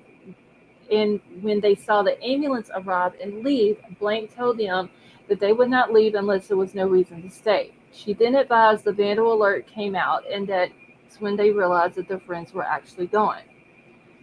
She advised that all realized there had actually been a murder committed in their residence. She said that Kaylee had a balcony, and she remembered looking at the pictures in the news, and Kaylee's curtains were all messed up. She thought the distance of the balcony to the ground may have been too much and brought too much attention, if that is how the suspect made entry into the house through Kaylee's bedroom.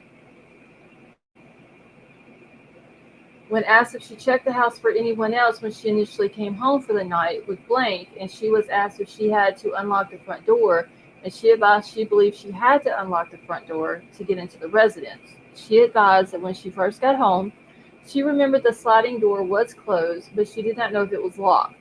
She advised that when she first got home, she went to Kaylee's bedroom to let Murphy out of Kaylee's room. Kaylee's lights were on, and nobody was in Kaylee's bedroom. Murphy came back inside the house after going outside. Sergeant Blaker asked Blank about the login and the username of the router of the Wi-Fi at the residence, and Blank advised that Kaylee was responsible for that bill. She further explained she nor Blank were responsible for the Wi-Fi bill because they had just moved into the residence in August.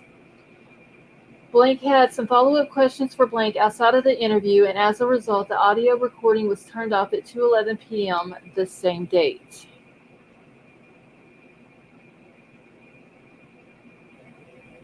Okay. What page am I on?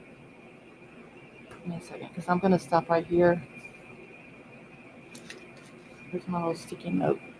Hold on.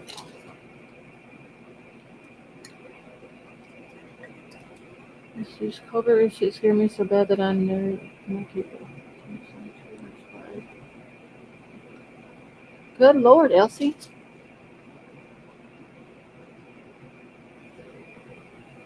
Courtney, I didn't even realize that was Olivia. Why is this so short? Give me a second. I need to make a note to come back to this page. When you grieve like that, you will lose weight. Yeah. Because, my dad did, I did.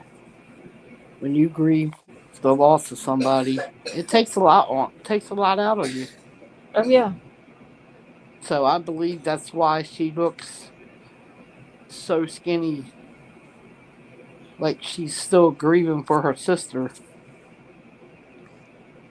and for Maddie. So she's not just grieving for one; she's grieving actually for all four of them.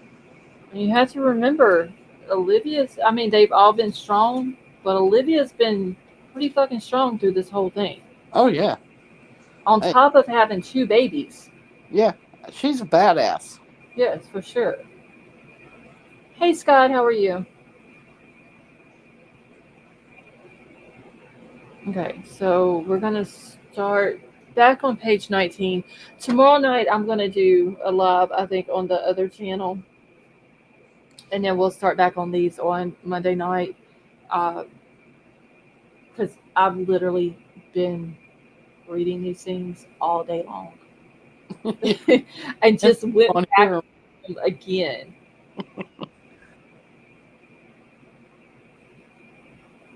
So, I was about to say something, and I forgot what I was going to say.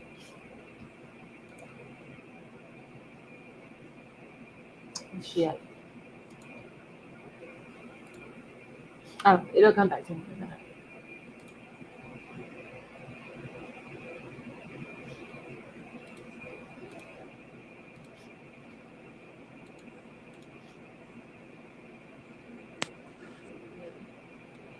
Shit, what was I gonna say, y'all? I don't know. It was something about these documents.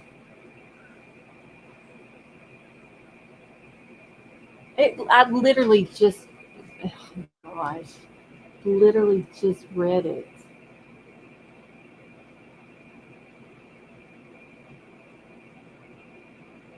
I don't know.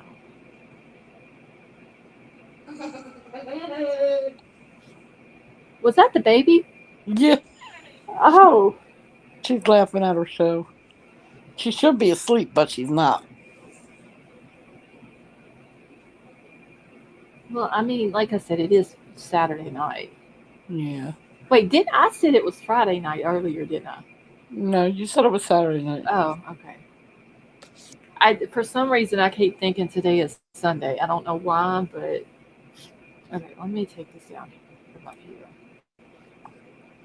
But she did go to I, sleep last night, so. oh well, she's catching up on her staying up. Yeah. This is what she's doing.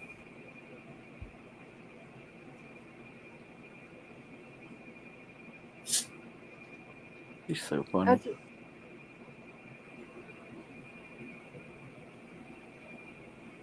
I don't even know what's going on in the chat. Are they still talking about football? Um, no, I think they're still talking about Olivia. Um,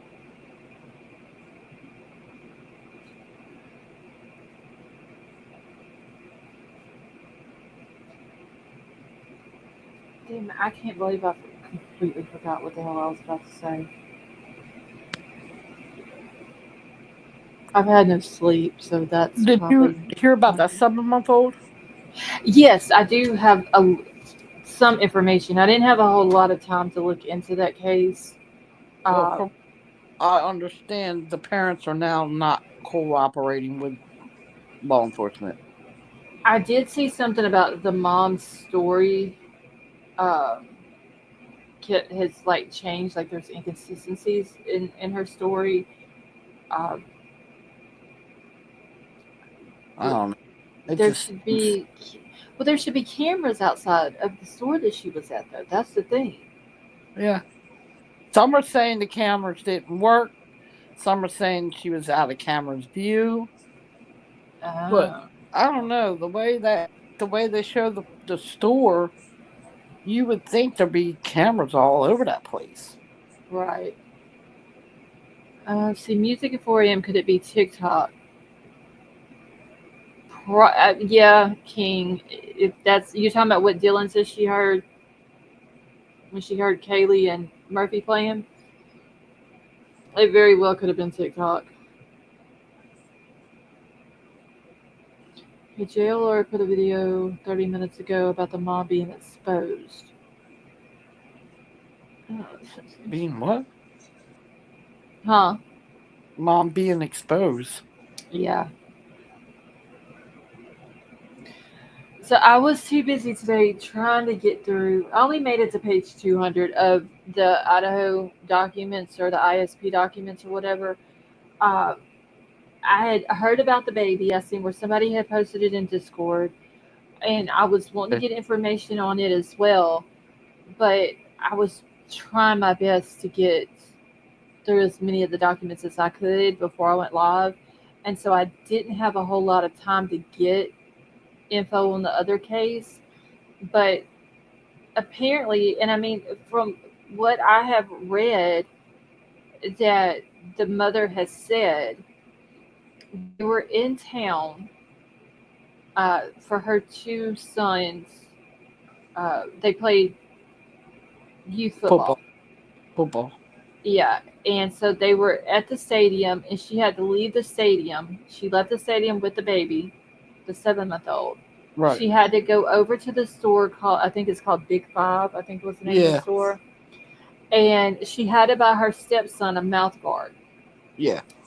when she came out of the store, she goes to put the baby into her truck, and she realized that the baby needed his diaper changed. Right. So she lays him down in the back seat of the truck to change his diaper, and that's when somebody, she is saying, ran up behind her and attacked her, hit her from behind, knocked her down into the floorboard of the truck, and when she woke up, the baby was gone.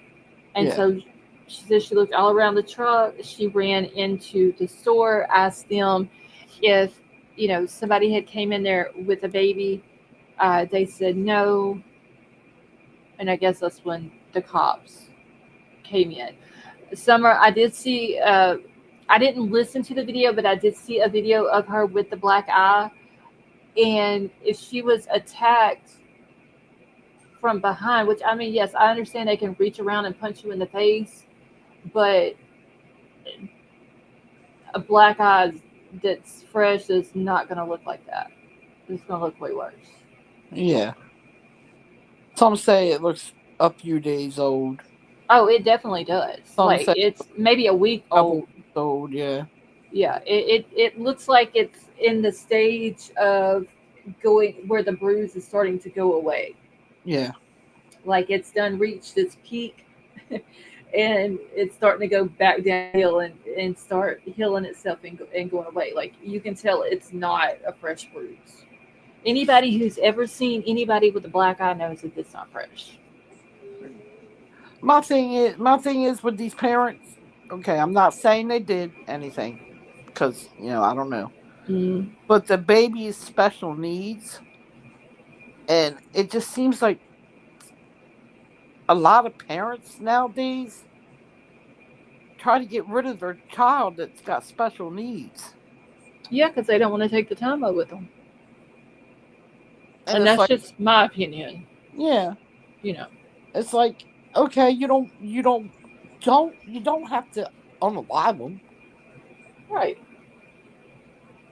Just take them somewhere and say, look, I can't do this no more. I need help. I need somebody to take care of them or something. You just don't unalive them. I don't understand. I don't know if they get it in their head that they're going to get away with it, or I don't know. I mean, if it's proven these two have something to do with it, boy. Okay, so like I said, I haven't had enough time to dig into this case. Where was the dad? I guess he was still at the stadium with the other two boys. Okay, so it was just so he was not with the mom, No, and he wasn't at home or anything like that. no. As far as I know, I think he was still at the stadium, but they really don't say. Okay, And that she calls him in a panic about the baby, somebody taking the baby. okay. Now, I don't know if he ever showed up to the store or what. I don't know. Court, I get what you're saying. Court says, "Here I am praying that mine stays alive." Hi, I want that flip. I completely get that. I want For a little bit. And then you have it's the same thing with like the little Noel Rodriguez baby. Yeah. He was special needs, and his mama didn't take care of him. She didn't even want him to be given water so he wouldn't wet his diaper, so she wouldn't have to change his diaper. It's just, And he's a cute little boy. yeah. I saw a picture of him. It says that he's 7 months old. He's 24 inches tall, 21 pounds. He has brown hair, brown eyes, and he's cross-eyed. Yeah. And they said that he's not like growing, something about not up with the measurements that a 7-month-old should be. Hmm. Okay, so see, the article that I read, the mom says, oh, he was crawling and he was playing with his toys and all this and that. So it's like, if he's not up to his, what do they call those? The growth charts or whatever. You know what I'm talking about? like the age growth charts. Yeah. Um, so if he is not where he's supposed to be with that, then why is she throwing in all this other stuff of he can do this and he was doing that? Like she's trying to make it Right. Sound like he's like he's better than what he actually was, as far yeah. as like any type of illnesses or anything like that. Yes, the percentile charts. Thank y'all. I couldn't think of the word. See, two newborns were put into a Missouri fire station. The baby likes 2 days.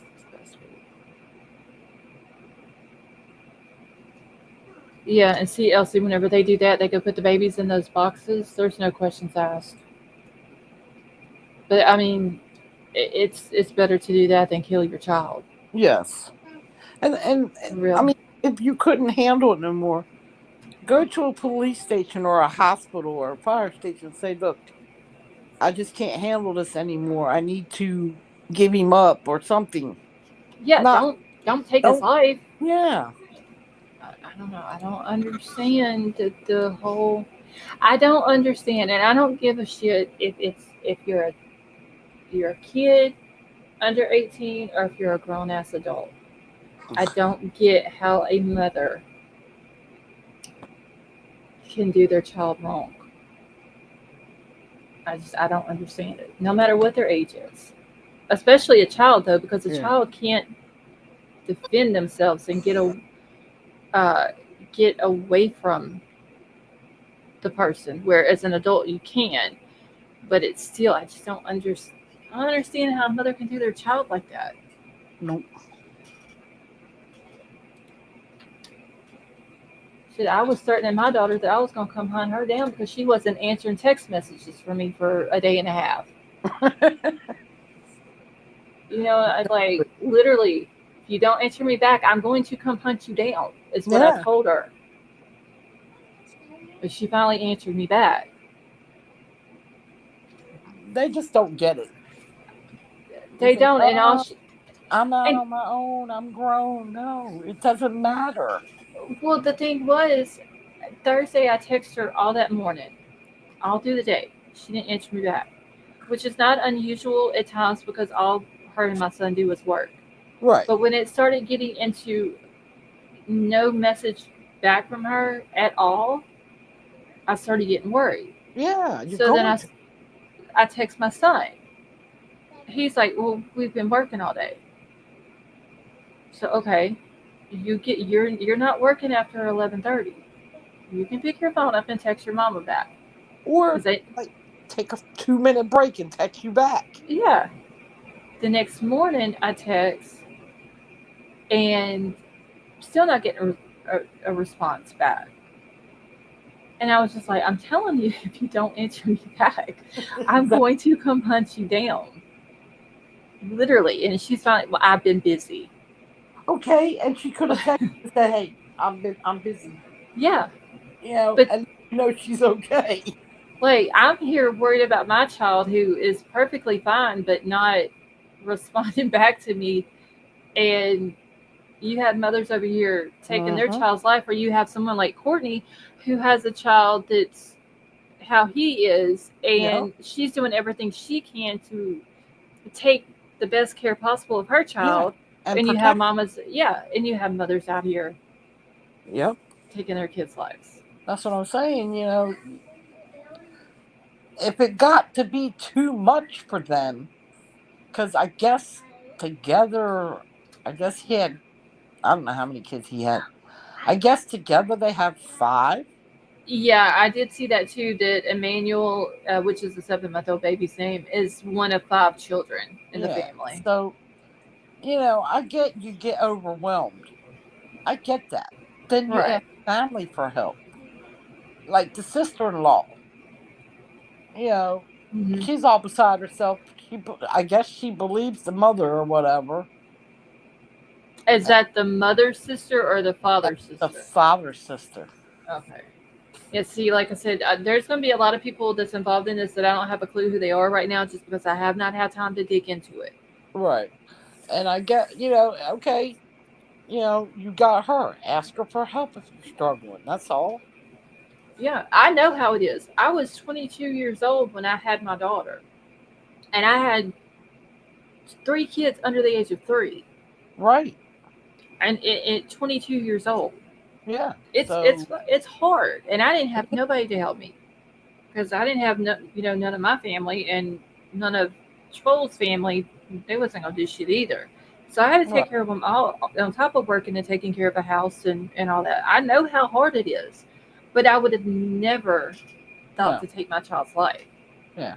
Even with my oldest being autistic, Yes, exactly. never crossed my mind.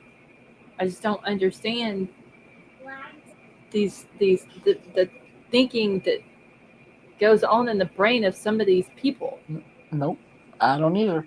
Or taking the life of your kid because they're hype or don't want to listen or don't want to do this. No. Let me tell you right now, I will flip out on somebody. This Yeah, baby here is hyper. She's ADHD all the way. yeah. Oh, not yet, Mom. I'm 5. She's like, not yet. I'm five. I can't with her. But like go ahead. Don't put your hands on her. I won't tolerate that. Absolutely. You holler at her, that's fine. Or you tell her to sit down, that's fine. But don't. They know not to put their hands on her because they know Mama will lose it. Exactly.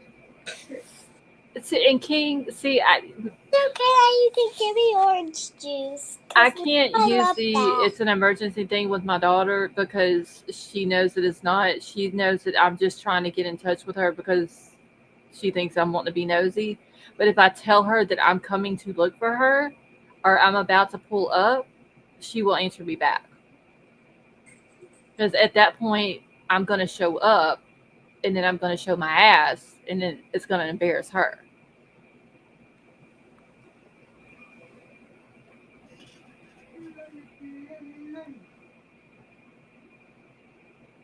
Just on Bubbles is just give her another year She and thinks she's going to what be time she's going to be smarter than all of us put together. she, she, she might be 5, but she thinks she's 25. You got to get it right. She is not 25. No, you're not. You're 5. I don't know. I don't understand some parents though how they can do that to their child. I don't either. I know, like, I get it if they get a spanking for, like, doing something outrageous. You know what I mean? Right. But if they're mouthy or you put them in timeout. Look, Kids are my mouthy today. I mean, yeah, but in my daughter's defense, she is a miniature version of me, well, yeah. and yeah, my boys ain't that bad. Like Well, they they say don't. girls are harder. You think? I see it now. Like my oldest will argue with me. Y'all, he fell down the steps the other night. It was raining. He slipped down the steps and he hurt his shin. I've heard about that shin. You got to call my doctor. I think I got a broken leg. You don't have a broken leg, son. Yes, I do. I can't walk on it. It hurts. It's bruised and it's scratched up. He will argue with me. My youngest son, he's not going to argue. He's just like whatever. He will turn around, walk away. He won't argue with me.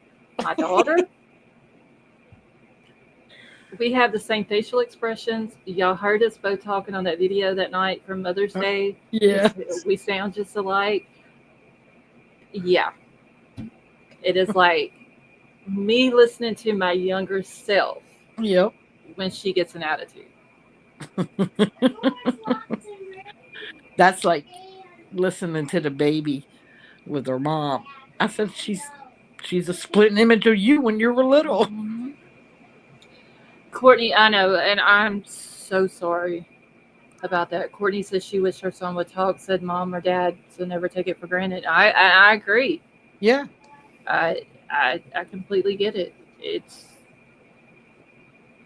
you can't wait for your child to say it. And like you never got to, which is that breaks my heart. Oh my god. That is that is very sad. Yo, when that little boy said he wanted to scratch her face, I told my daughter, I said, you better tell this teacher, because if I gotta go in there, I I'd will take me a see kindergarten. Bubbles on second day of school should have set an example right then and there, throat punched the little boy, and then everybody else would have known for the rest of the time not to bother. He made her cry. See, I'm telling you, throat punch won't bother her no more. And see, he's lucky I wasn't there when she was crying. Because nowadays teachers won't do nothing either. Well, I guess she told the teacher, and I guess the teacher just told him, we don't do that in school. Oh, no, no, no, no. You better, like, tell his parent or something. Because if he says it to her again, or if he puts even one hand on her, grandma's coming in that school. Yeah, we're going to have to go bail Betty Jo out of jail. Because she's up there fighting with the kindergartner. Because I'm not playing that. I mean, honestly, I don't blame you. I can't tell you how many times I went to the school over my son. And it was never the kids that were doing anything to him. It was always the damn teachers. Well, they talked to the teacher about it, so. Oh, good. Hopefully she'll do something and then it won't happen again. Well, I asked her, and she said, no, everything was okay. I said, all right. Shane said my youngest daughter beat up a couple of the boys in our daycare. Yo, see, that's what I'm waiting for. I, Because he's feisty. I bit a boy whenever I was little in the face because he wouldn't leave me alone. That's what I'm saying. Bubbles needs to set an example. Yeah. Ask her if she has any boyfriends. No, I have not asked. That Go will ahead. embarrass her. Bubbles. Do you have any boyfriends? No. Good. Because she would come home after the first day. She come home, right? And she was telling us that they were in the gym, and this little boy was holding her hand. I said, well, were all of you holding hands? She said, no, he was just holding my hand. I said, you do know you're not allowed to have no boyfriend, right? She said, I know, Mom, he's just my friend. Yeah, she's got to be graduated school, graduated college, have an established career, and be at least 35 before she has a Yep. I boyfriend. told her, don't you dare come home and say you got a boyfriend. No, because I think everybody in the chat at that point would lose their shit. Well, I do. Silly, I tricked you. You better not have no boyfriends. I said I didn't, but I tricked you. Wait, Bubbles. Hey, Scarlett's talking to you. What did you say again? Bubbles, you got a She said boyfriend? Do you have a boyfriend? No. I said I tricked you. Oh, okay. I only have a friend, and I said I hated when he held my hand. I did not like it. I hated it a little bit. I did not like it a little bit. And when he was holding my hand, that I hated it, and then I fell. He was running, and then I fell, and then I got this bruise on this leg here. Wait a minute, did she just say she got a bruise after she held a little boy's hand? Yeah, they were, I guess, running, and she fell, and she got a Oh. bruise on her knee. I wasn't running. The kid that was holding my hand and I didn't like it, he was running. Oh, and he made you fall? Yeah. Oh. See, she should have throat punched that little boy too. That's Well, what you get for holding the boy's hands. you shouldn't be holding no little boy's hands. Tell him next time, no. Okay. Lenny, Elsie said I need an address. over here. Oh, he's in the other class? Yeah. Oh, okay. Next to ours. Okay. No more holding hands with boys. Okay, but when he comes to the gym again, and then when he says, Oh, a basketball in his head. well, the last time you made me fall and I forgave you, so this time don't run, and this time I want to hold your hand. So goodbye, and then I just run. Right. Go watch your show. Y'all, I would have her. She's- I would have her in so much trouble at school if she was here with me. Lord Jesus. Tiff said all her aunties are well versed in true crime. We know how to make people disappear for her. Right? Elsie's wanting the address. Shane says to tell Bubbles to stay single, that she will be rich when she grows up. Oh, yeah. Vapor says let her watch Homefront. The little girl on that movie punched some bully. Yeah, I've seen that movie. Well, the thing is, though, she wouldn't have got a bruise if the little boy wouldn't have been holding her hand. Yeah. That's what I told her. I said, don't you let nobody hold your hand. A little boy should not be holding your hand, and the teacher should have stopped it. Yes. Because that's why I asked, were you supposed to be holding hands? And she said no. I said, well, why didn't the teacher tell him not to hold your hand? And she said, I don't know. Yeah. Okay, go. Crazy. Some teachers don't even, like, they shouldn't allow it. Watch. Yeah, they'll sit there and watch it and think that it's cute, but in all reality, it shouldn't be happening. Yeah. Or they're standing there not paying attention to these kids, just looking off to whatever. True. Vapor said who grabbed whose hand. She said that he grabbed her hand. Yeah. Because I asked her, and she said, no, he grabbed my hand. Because I asked her if she grabbed his hand to hold his hand, and she said no. Yeah, well, maybe she won't be holding his hand anymore. It's Yeah. the King Scarlet. It doesn't matter. She's growing up. No, she's not She growing don't- up, King Scarlet. Stop she saying doesn't. that. No, she doesn't need to be holding people's hands. See, that's the thing with King, though. You have to watch because sometimes she says stuff and she puts that out in the universe, and then it happens.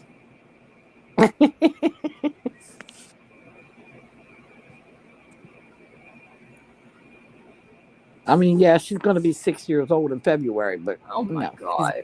she's not growing up. She needs to stop. Like, we're just going to skip her 6th birthday. We're not even going to have it. Yeah, right. See, that's why I'm not having a birthday this year. I'm going to go backwards. But she does love school. That's a good thing, though. Until she gets up in about 3rd grade and That's what I she's said. 30. That's what he said. He said, you're watching a black screen and it's scaring me. Oh, yeah. yeah. Okay, we'll go over there and watch your show. But yeah, that's what I was telling my daughter. I said, yes, she says now. But wait until she's about 3rd or 4th grade. Yep. She's gonna tell us, I ain't never going back. Oh, she'll eventually get, I mean, but then again, some kids love school. Yeah. And the work doesn't bother them or anything like that. So maybe she will be like that too. See, y'all, I stopped at 21. So October, I'm just going to turn 21 again. That way I'm legal for everything, but I'm not getting any older. Your mind might be 21, but your body's not going to be. No, my body feels like that bitch is like 100. Because, I mean, I have King aches and said she pains that I loves never school. thought I would have. Oh shit, I'm 44 and I have aches and pains I shouldn't be having right now. See, King, you're like the kids I was talking about. Some kids just. I have a cousin who literally just went to college because she loved school. Got a psychology degree and everything, and don't even use it, And but see, just I went didn't. because she liked it. It's crazy. I couldn't wait to get out of school, and Yeah. now I look back and growing up, it's like, well, you need to go to school, you need to get your good grades, you need this, and I'm like, nah, why am I going to need this? And now I'm out of school all these years, and it's like, damn, I know what they were talking about now. Yeah. That's like we asked the baby what she wanted to be when she grew up. She said, "I want to be all the things." She said, "I want to be a doctor, a lawyer, a teacher." I said, "Oh my god." I mean, no, we need an attorney. She's supposed to be the lawyer, remember? Yeah, she might be. But then Never again, know. a doctor's a good one too, because some of us getting older may need a doctor also. Yeah. But she wants to be everything, she said. That let her think that though, honestly. And then when she gets up older, she may go to school for multiple things. Yeah. Key says she used to always outsmart the teachers. Sally Mae, I can see that too. That's why I'm always like, King, I need your opinion on this, please.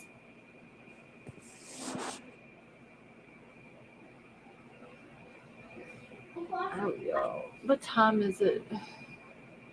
You've been on here for 2 hours. Damn. 2 hours, 1 minute and 30 seconds, 31 seconds, 32. Well, I read for what, probably an hour and a half. Yeah, for an hour and a half. Okay, so I may need to get off of here because I haven't even ate yet. I'm just gonna get some ice Yeah. cream. I'll get this baby to go to sleep. So what I think I'm gonna do tomorrow night, y'all, is I'm gonna try to get some more information on this 7-month-old. If I can get enough information, I will just go live over here. Uh, I only went to school to show my eldest summer for some reason. I could see that too.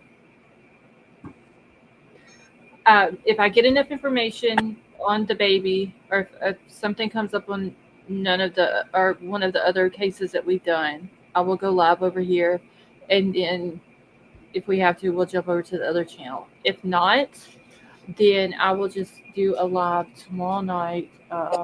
What is my command? I think this is it. So if y'all are not subbed up to the second channel, yeah, that's it. There's a link to it. Go sub up to it. Probably be 10 o'clock my time when I do that tomorrow night. Because I did promise Sally that she could act up over there tomorrow night. Yeah. Would it be okay? I mean, Vapor, if that happens, then I'll go live on this channel. Oh, that was another thing. So the video of BK in his jail cell, Yeah. they put out, the Idaho Department of Corrections put out a statement saying that was they're looking into where the video came from, but they do know that is not the Ada County Jail.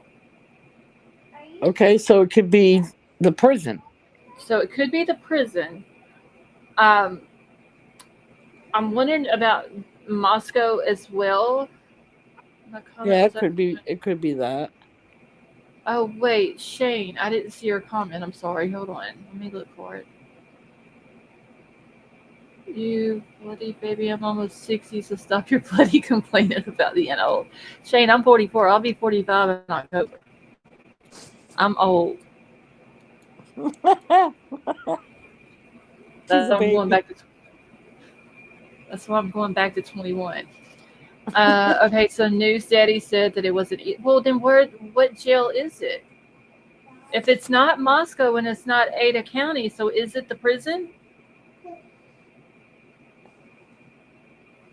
It has to be. Yeah, then it it would has to have to be. be the prison. The prison, yeah. Yeah. If it's not Aden County, if it's not Moscow, then it has to be the prison Yeah. because they were the only two jails other than the prison that he's in now That that he he's was been in. in. Yeah. So the thing is, the Idaho Department of Corrections put it out that they are going to look into who obtained the video because it is not supposed to be put out to the public. Uh, any videos from within any of their facilities. You are still a baby. I'm old enough to be your dad now that I'm Shane. I'm far from a baby. I may act like one sometimes, but yeah. Okay, Sally Mae says the infirmary. Because I mean, if you looked at the video, that was an awful big jail cell or prison cell that he was in. I think it was the way the camera was angled to make it look that big. You think? Yeah. I mean, I could be wrong. They could be that big there. I don't know. It looked like it was pretty good size. But I like if it's the prison, I like that they're tormenting him. Oh, yeah. There's been a lot of stories. I think was it somebody from the prison that made a statement. I can't remember who it was now, but they was like, although the inmates are not torturing him or harassing him, they're just trying to communicate with him. Yeah, they're Like, communicating all right. yeah, they are the prison knows that they are harassing him, and they're just Yeah. like they're just trying to communicate with him. Like they're doing it through the vents and under the door Hmm. and all that. He's I guess he's complained about it, and he's complained about not being able to wash his hands I will boo fucking like who. he does all the time, like he did all the time. You know what? He should have thought about that before he Mm, made the decision to go in that house that night. exactly.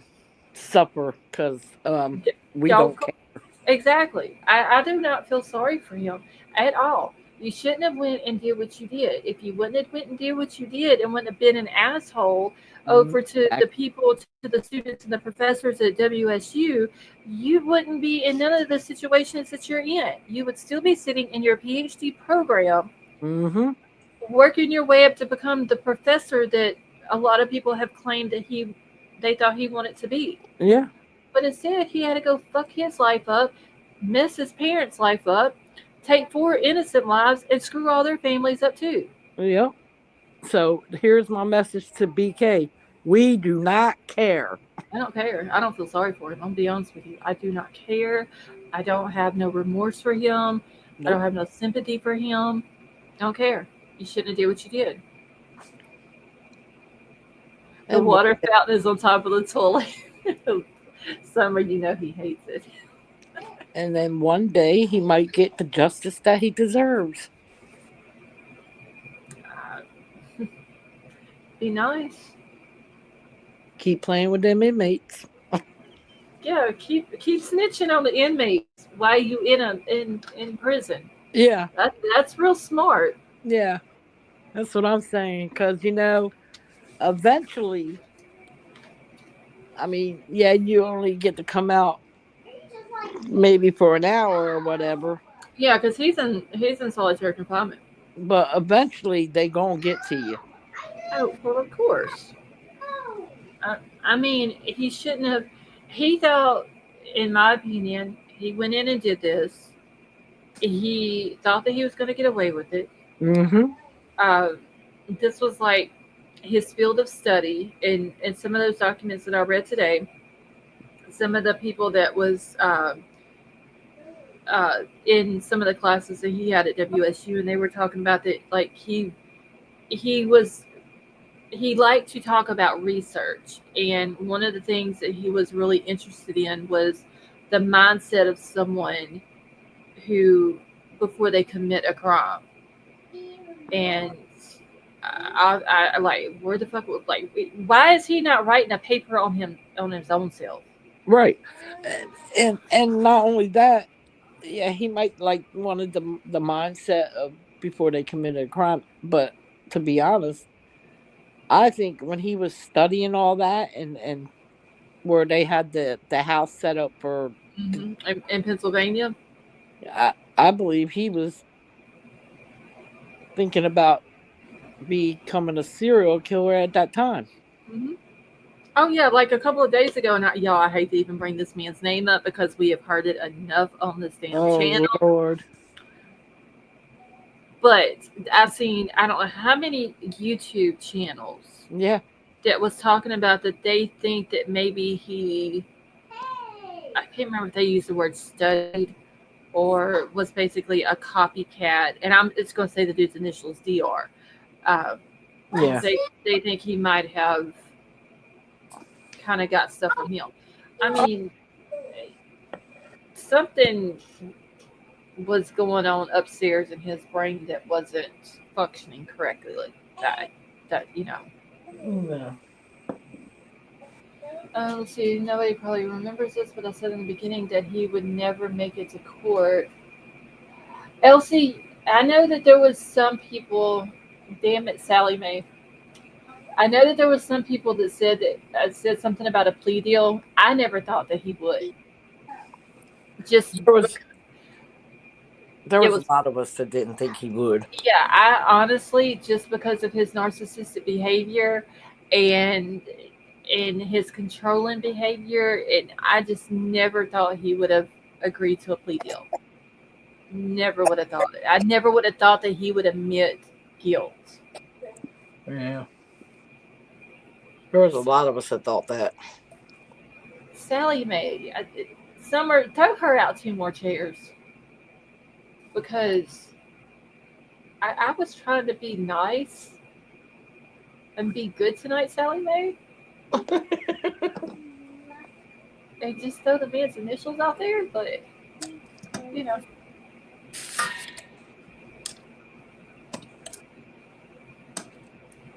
Tiff, what's true? Yeah, my sinuses are killing me.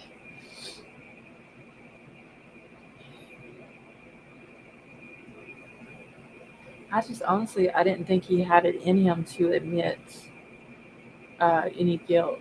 Oh, okay. I see what you're saying, Tiff. Not the way he was I trying to just say, "Oh, I'm innocent."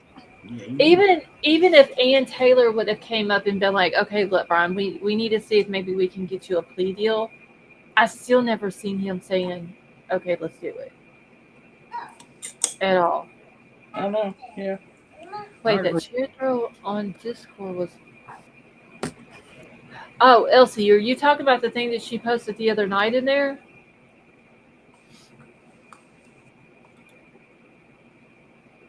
Oh, never mind. She posted it again tonight. Okay. Sally, you need to take about half of them chairs with you.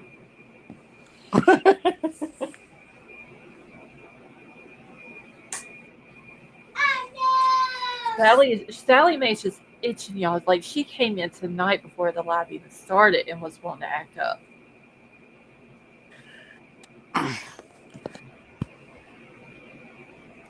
All right. Well, I guess I need to get off of here. Yeah, I'm gonna jump down. All right. Well, thank you for See if I coming can get up. the baby to sleep. Yeah, I'm just going to eat some ice cream. All right. All right. Well, have a good night, and I will You talk too. to you sometime tomorrow. All right. Good night, everybody.